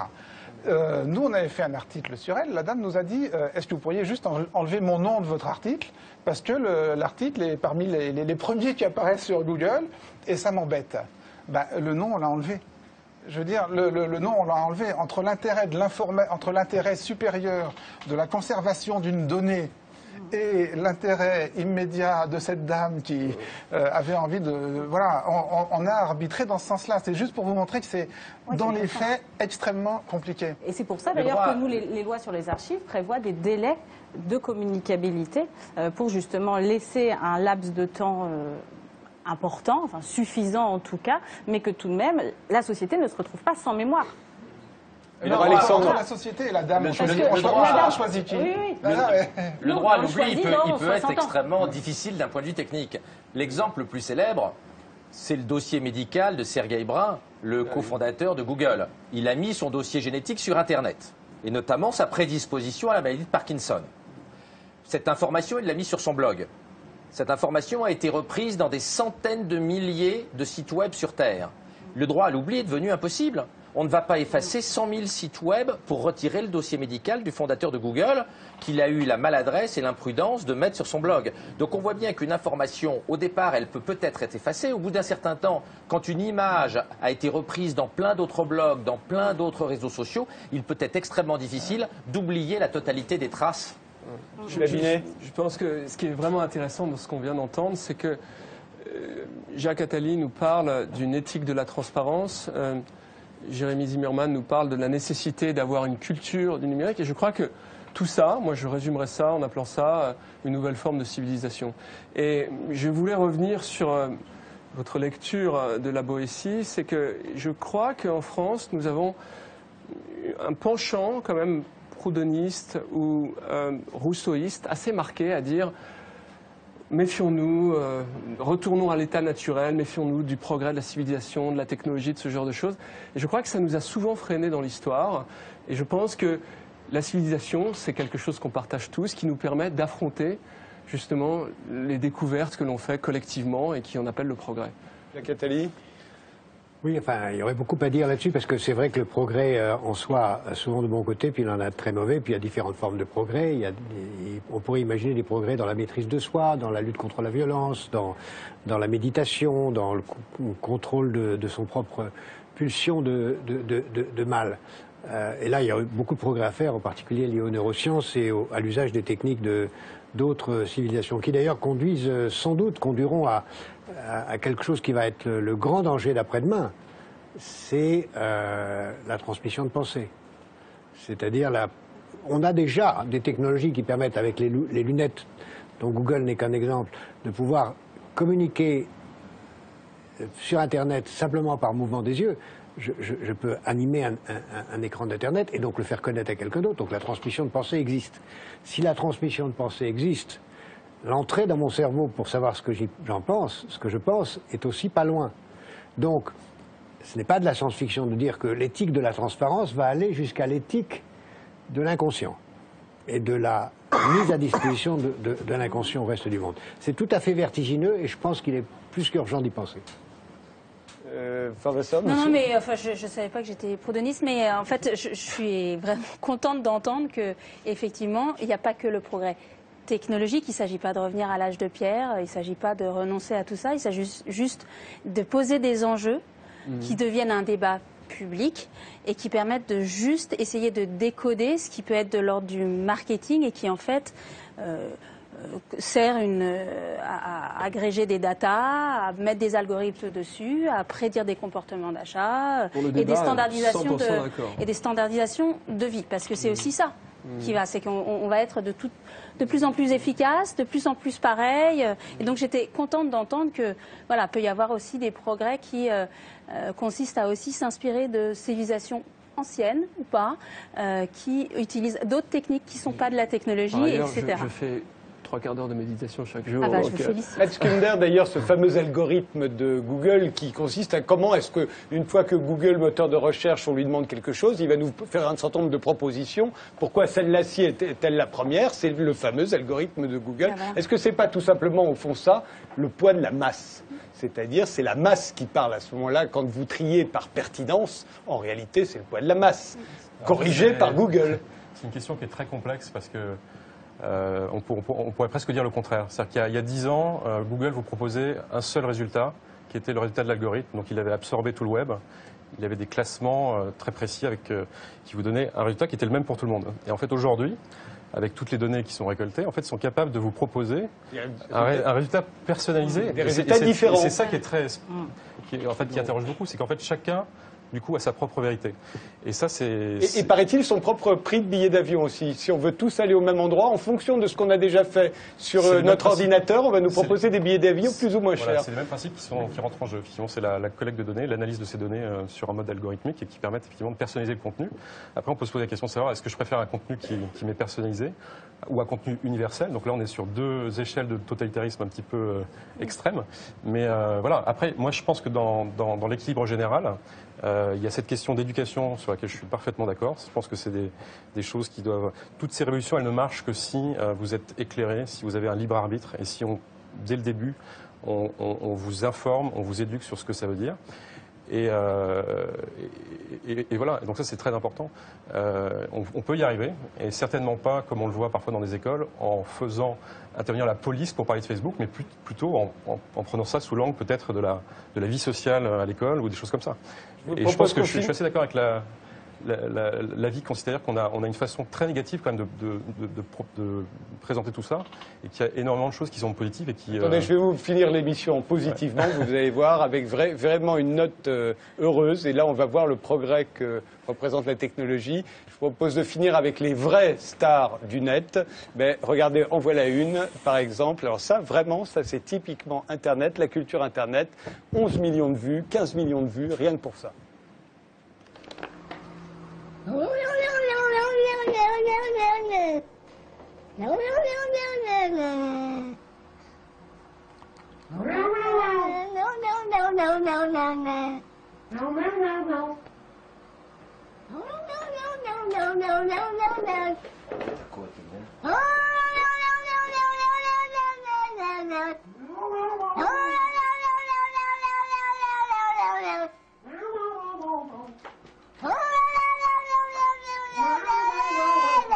d'archiver ça, Baudrey.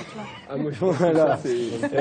Un phénomène intriguant, le phénomène des chats qui font rire sur Internet. Voilà un phénomène intriguant. Jocelyn Borda, vous faites partie du phénomène puisque vous venez de publier un livre de photos de chats déguisés qui s'intitule LOL Chat, en référence à LOL Cat. Ce sont ces chats qui font rire. Et Damien Babé, vous êtes sociologue et vous êtes intéressé au succès des chats sur Internet. Pour vous, il est en partie comparable au succès du porno, d'ailleurs. Vous pouvez peut-être nous expliquer assez vite pourquoi vous le comparez au porno, sachant que les photos de chats qu'on voit sur Internet, on va en voir un certain nombre, ont l'air inoffensives. Vous voyez ? Elles sont plutôt inoffensives, oui. Pas toutes, mais non, c'est une comparaison qui va pas extrêmement loin, mais Internet a baissé les barrières d'accès à la production, à la diffusion, à la réception, au partage, etc. Alors on produit moins et on partage moins le porno, donc ça reste une production industrielle. On se réapproprie beaucoup plus, et c'est la production amateur qu'on trouve chez les chats, les vidéos de chats et les lolcats. Mais dans les deux cas, on a quelque chose qui était honteux, qui était illégitime, qui était impossible à diffuser ou à assumer même sur Vidéogag, même dans les circuits traditionnels les plus ouverts au goût populaire, et qui profitent d'Internet, qui explosent sur Internet. Jocelyn Borda, on va voir vos photos de chats déguisés à vous. Quand vous déguisez des chats, vous les prenez en photo, vous en faites des livres, vous les diffusez sur Internet. Pourquoi faire ? C'est vrai qu'on pourrait se dire, qu'est-ce qu'il y a de plus futile que des chats sur Internet ? En fait, d'abord, c'est pas du tout un phénomène récent. Les premiers lolcats, c'est 1870. C'est-à-dire que ça fait un siècle et demi qu'on déguise des animaux, qu'on leur met des petits chapeaux. C'est vrai qu'avec Internet, ce dont vous parliez tout à l'heure, avec Internet, leur diffusion est exponentielle. Ils ont changé un petit peu de style. Maintenant, c'est des vidéos. Ça ressemble en effet à Vidéogag, mais un Vidéogag d'un genre un petit peu particulier, où on se moque pas des humains, où on regarde des animaux qui sont humains et qui presque seraient flatteurs pour les humains, d'une certaine manière. On regarde des humains à travers des animaux. Donc c'est une mode qui est récente, mais qui en fait a des racines très anciennes. C'est les racines de l'anthropomorphisme. Si on veut, on remonte à La Fontaine. C'est nos lolchats à nous, alors c'est que c'est Caro et Cédric qu'on voit ici, là, ils ont été saisis à l'instant où ils apprennent que le Père Noël n'existe pas, mais en gros, ces lolchats qui sont, à mon avis, dans la culture populaire de tout temps, ils ne sont pas du tout une nouveauté, mais ils remplissent un certain nombre de fonctions très importantes qui expliquent leur succès. Et là où on change un petit peu, bon là Stanislas du Finistère, qui est un chat SM, ils remplissent des fonctions très importantes. Et là on sort du futile et on peut venir sur quelque chose d'autre. On n'est plus sur le rigolo, on n'est plus sur le futile, on est sur quelque chose à mon avis de très important qu'on peut aborder ici si vous le souhaitez. Mais je vous propose de l'aborder, mais dès qu'on aura vu une vidéo de chat qui fait rire, bien entendu, vu par 70 millions de personnes. Surprise Kitty, on la regarde tout de suite.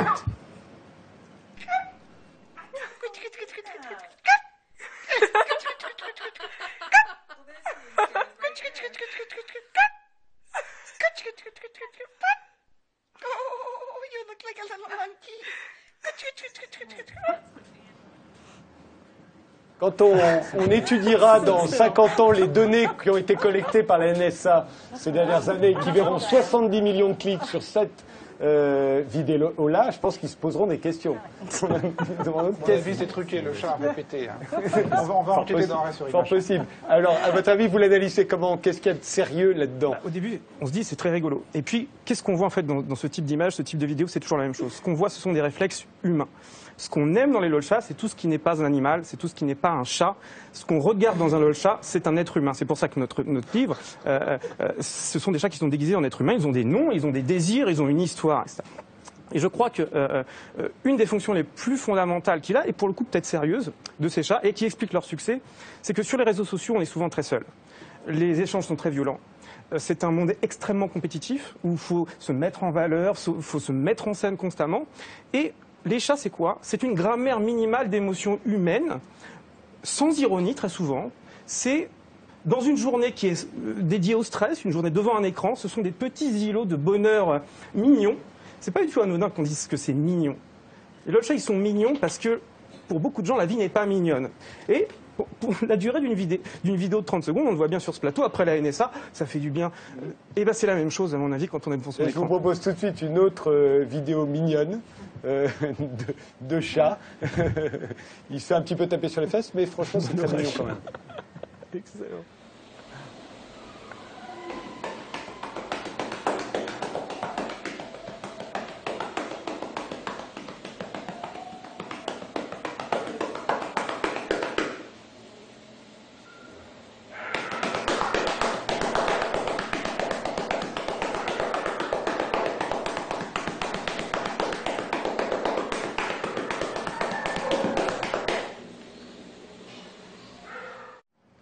Une vidéo très populaire, Daniel Babet.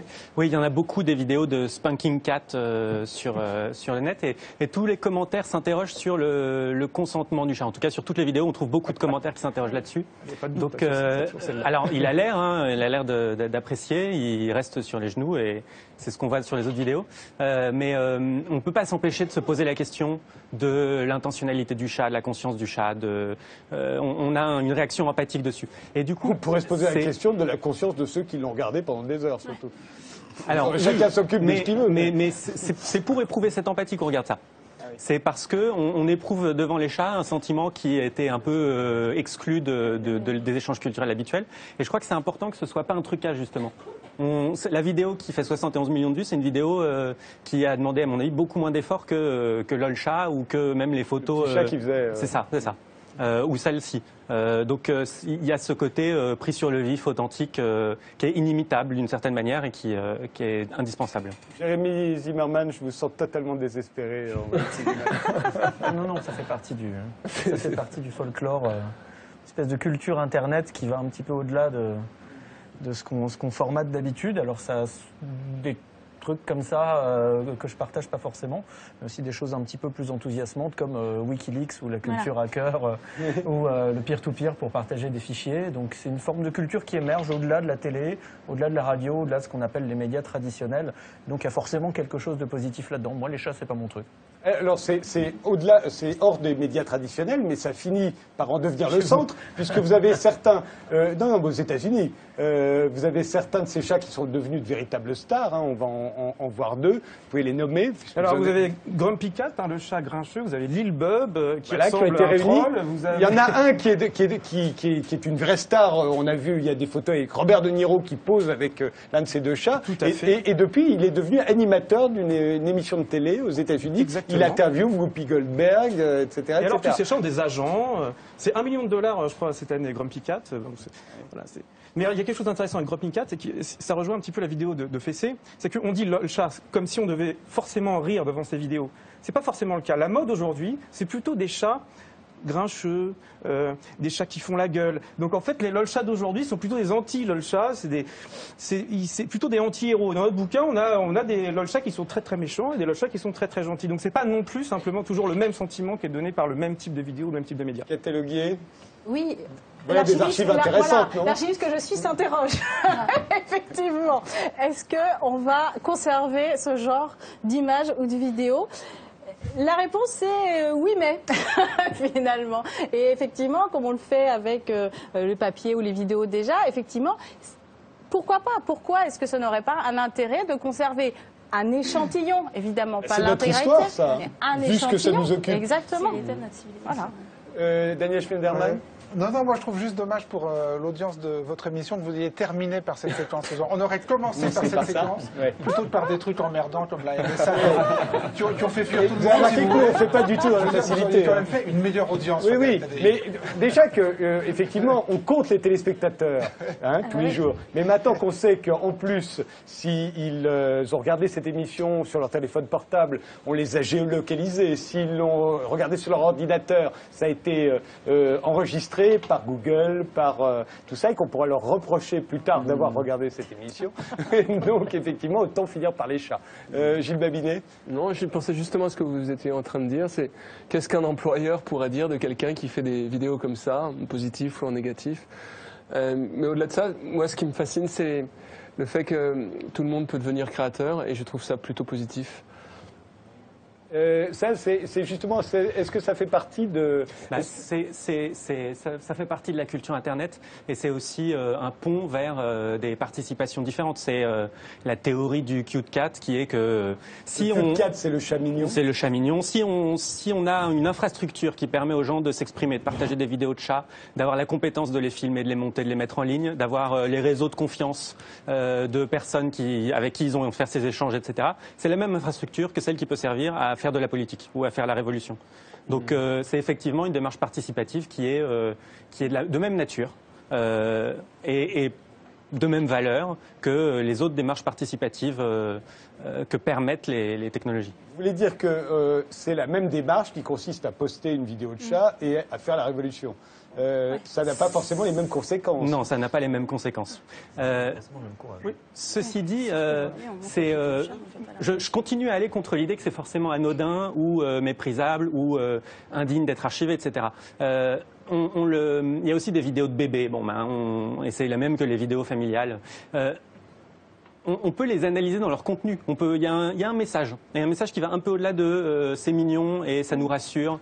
Ça nous rassure sur quelque chose de particulier qui est que face à Internet, on est face à une machine qu'on ne comprend pas. On est face à la NSA, on est face à une intelligence artificielle, on est face à un être maléfique. Et cet être, il est moins effrayant s'il a une tête de chat. Florent Vasseur. Non, juste un mot. Ça rejoint quand même une question qui est que c'est vrai que l'émergence d'Internet a fait basculer dans le champ des cultures légitimes toute une série de manifestations culturelles qui auparavant étaient considérées comme illégitimes par, on va dire, les critiques culturelles traditionnelles. Je pense par exemple à la littérature fantastique qui a très longtemps été méprisée par les médias traditionnels et que les internautes ont fait émerger comme une forme culturelle légitime. Je pense par exemple aux jeux vidéo qui a été pendant extrêmement longtemps considéré comme une espèce de truc pour gamins débiles et qui aujourd'hui, on le voit, ça a été éclatant avec la sortie de GTA V, est en train de devenir un objet culturel tout à fait digne d'étude. C'est parce que ça a gagné beaucoup d'argent, donc les grands médias se sont sentis obligés d'en parler. Oui, non, mais bien sûr. Mais auparavant, il n'y aurait pas eu Internet, si vous voulez. Le seul fait que ça ait gagné beaucoup d'argent n'aurait peut-être pas été suffisant pour le faire changer de champ culturel. Alors évidemment, les lolcats, là, voilà. Non, mais on a la tentation de dire, bon, c'est de la rigolade, etc. Après, je sais pas, je me suis jamais vraiment penché aussi sérieusement que nos deux invités ici sur le phénomène. Je sais pas du tout s'il y a des écoles, s'il y a des... Je sais pas. Mais des esthétiques différentes, Florent Vasseur. Non, mais moi, je trouve ça très bien que vous ayez fini là-dessus, parce qu'on est parti de l'espionnage, on est parti après sur l'innovation technologique. Qu'est-ce que c'est que le progrès? Et on arrive sur les chats. C'est quand même une bonne chose. Finalement, qu'est-ce qui s'échange? Il y en a qui ont plus peur devant les chats que devant... Qu'est-ce qui s'échange aujourd'hui sur Internet? C'est pas un jugement de valeur, c'est des chiffres, c'est des photos et des images de chats. Il y a deux types ou plusieurs qui sont emprisonnés parce qu'ils ont fait... sorti des documents qui sont liés à l'espionnage. Il n'y a personne qui est dans les rues aujourd'hui parce qu'il y a eu le scandale de la NSA. Donc moi je veux bien que ça soit la même technologie pour mettre des photos de chats ou pour faire la révolution, sauf qu'aujourd'hui la révolution on la fait pas et on s'échange des photos de chats. Donc on est un petit peu dans cette banalité du renoncement qui fait que grosso modo, bah oui, ça c'est sans danger, on va rigoler ensemble, ça coûte rien de faire ça. Mais l'enjeu de notre temps, c'est qu'est-ce qu'on fait de cette technologie autre que se balancer des photos de chats. C'est sans danger jusqu'au jour où un État décide de couper Facebook ou YouTube ou n'importe quel autre site et des centaines, des millions de personnes qui regardent des photos de chats se retrouvent sans leur site et s'intéressent à la raison pour laquelle le site a été censuré. Alors c'est pas, ça sera très bien. Ce sera super. Voilà, mais c'est ce qui a lieu, c'est ce qui a eu lieu à chaque fois que ces sites ont eu un rôle politique. C'est peut-être justement ce qui se passe quand vous vous sentez surveillé, vous n'osez plus vous exprimer contre votre patron ou contre les politiques, alors du coup vous publiez des photos de chats. Joseph Borda. Moi, je suis pas du tout sûr que la distinction entre les objets dignes et indignes soit la bonne ici, puisque sur le critère esthétique, on peut tout à fait faire des photos de lol-chat très belles. Justement, on a voulu leur donner la dignité d'un studio photo. Ils sont là comme ça, engoncés. Il y a des photos qui sont quasiment des photos présidentielles de chats. Donc, sur le plan esthétique, on peut tout à fait revendiquer, c'est mon cas, sur ce bouquin en tout cas, de faire quelque chose de beau, qui interroge, qui est à la fois rigolo, mais qui peut avoir une profondeur. Et maintenant, sur le fond, juste un exemple. Moi, récemment, dans Brain Magazine, j'ai fait un article sur la poussée du Front National expliquée par des chats. Alors évidemment, moi j'ai fait la science politique quand j'étais plus jeune, je sais qu'il faudrait l'expliquer autrement. J'ai réussi avec des gifs de chat, je pense, à attirer des gens à une compréhension d'une mutation réelle ou supposée de ce parti par un biais différent. Donc par un média futile, on arrive peut-être à amener d'autres gens à la compréhension de quelque chose qui est beaucoup plus compliqué et qui est politique pour le coup là. Ça s'appelle l'allégorie, en fait. Je pense, j'aime beaucoup cette lecture parce que je crois qu'on a beaucoup de ça dans Internet. C'est-à-dire que, d'une certaine manière, il me semble que des citoyens, des gens qui vivent dans des dictatures ou des démocraties, au travers de l'Internet, se disent finalement, j'ai quelque chose qui me répond, avec lequel j'ai une interaction, et je ne comprends pas pourquoi les États ne font pas pareil. Et donc, je vais descendre dans la rue. Et je crois que beaucoup plus que le fait que Internet ait permis aux gens de se réunir, je pense qu'il a provoqué une sorte de prise de conscience sur le fait que les gens pouvaient attendre de l'État qui se comporte de la même façon que Internet et qui ne soit pas autiste, ce qu'il est souvent.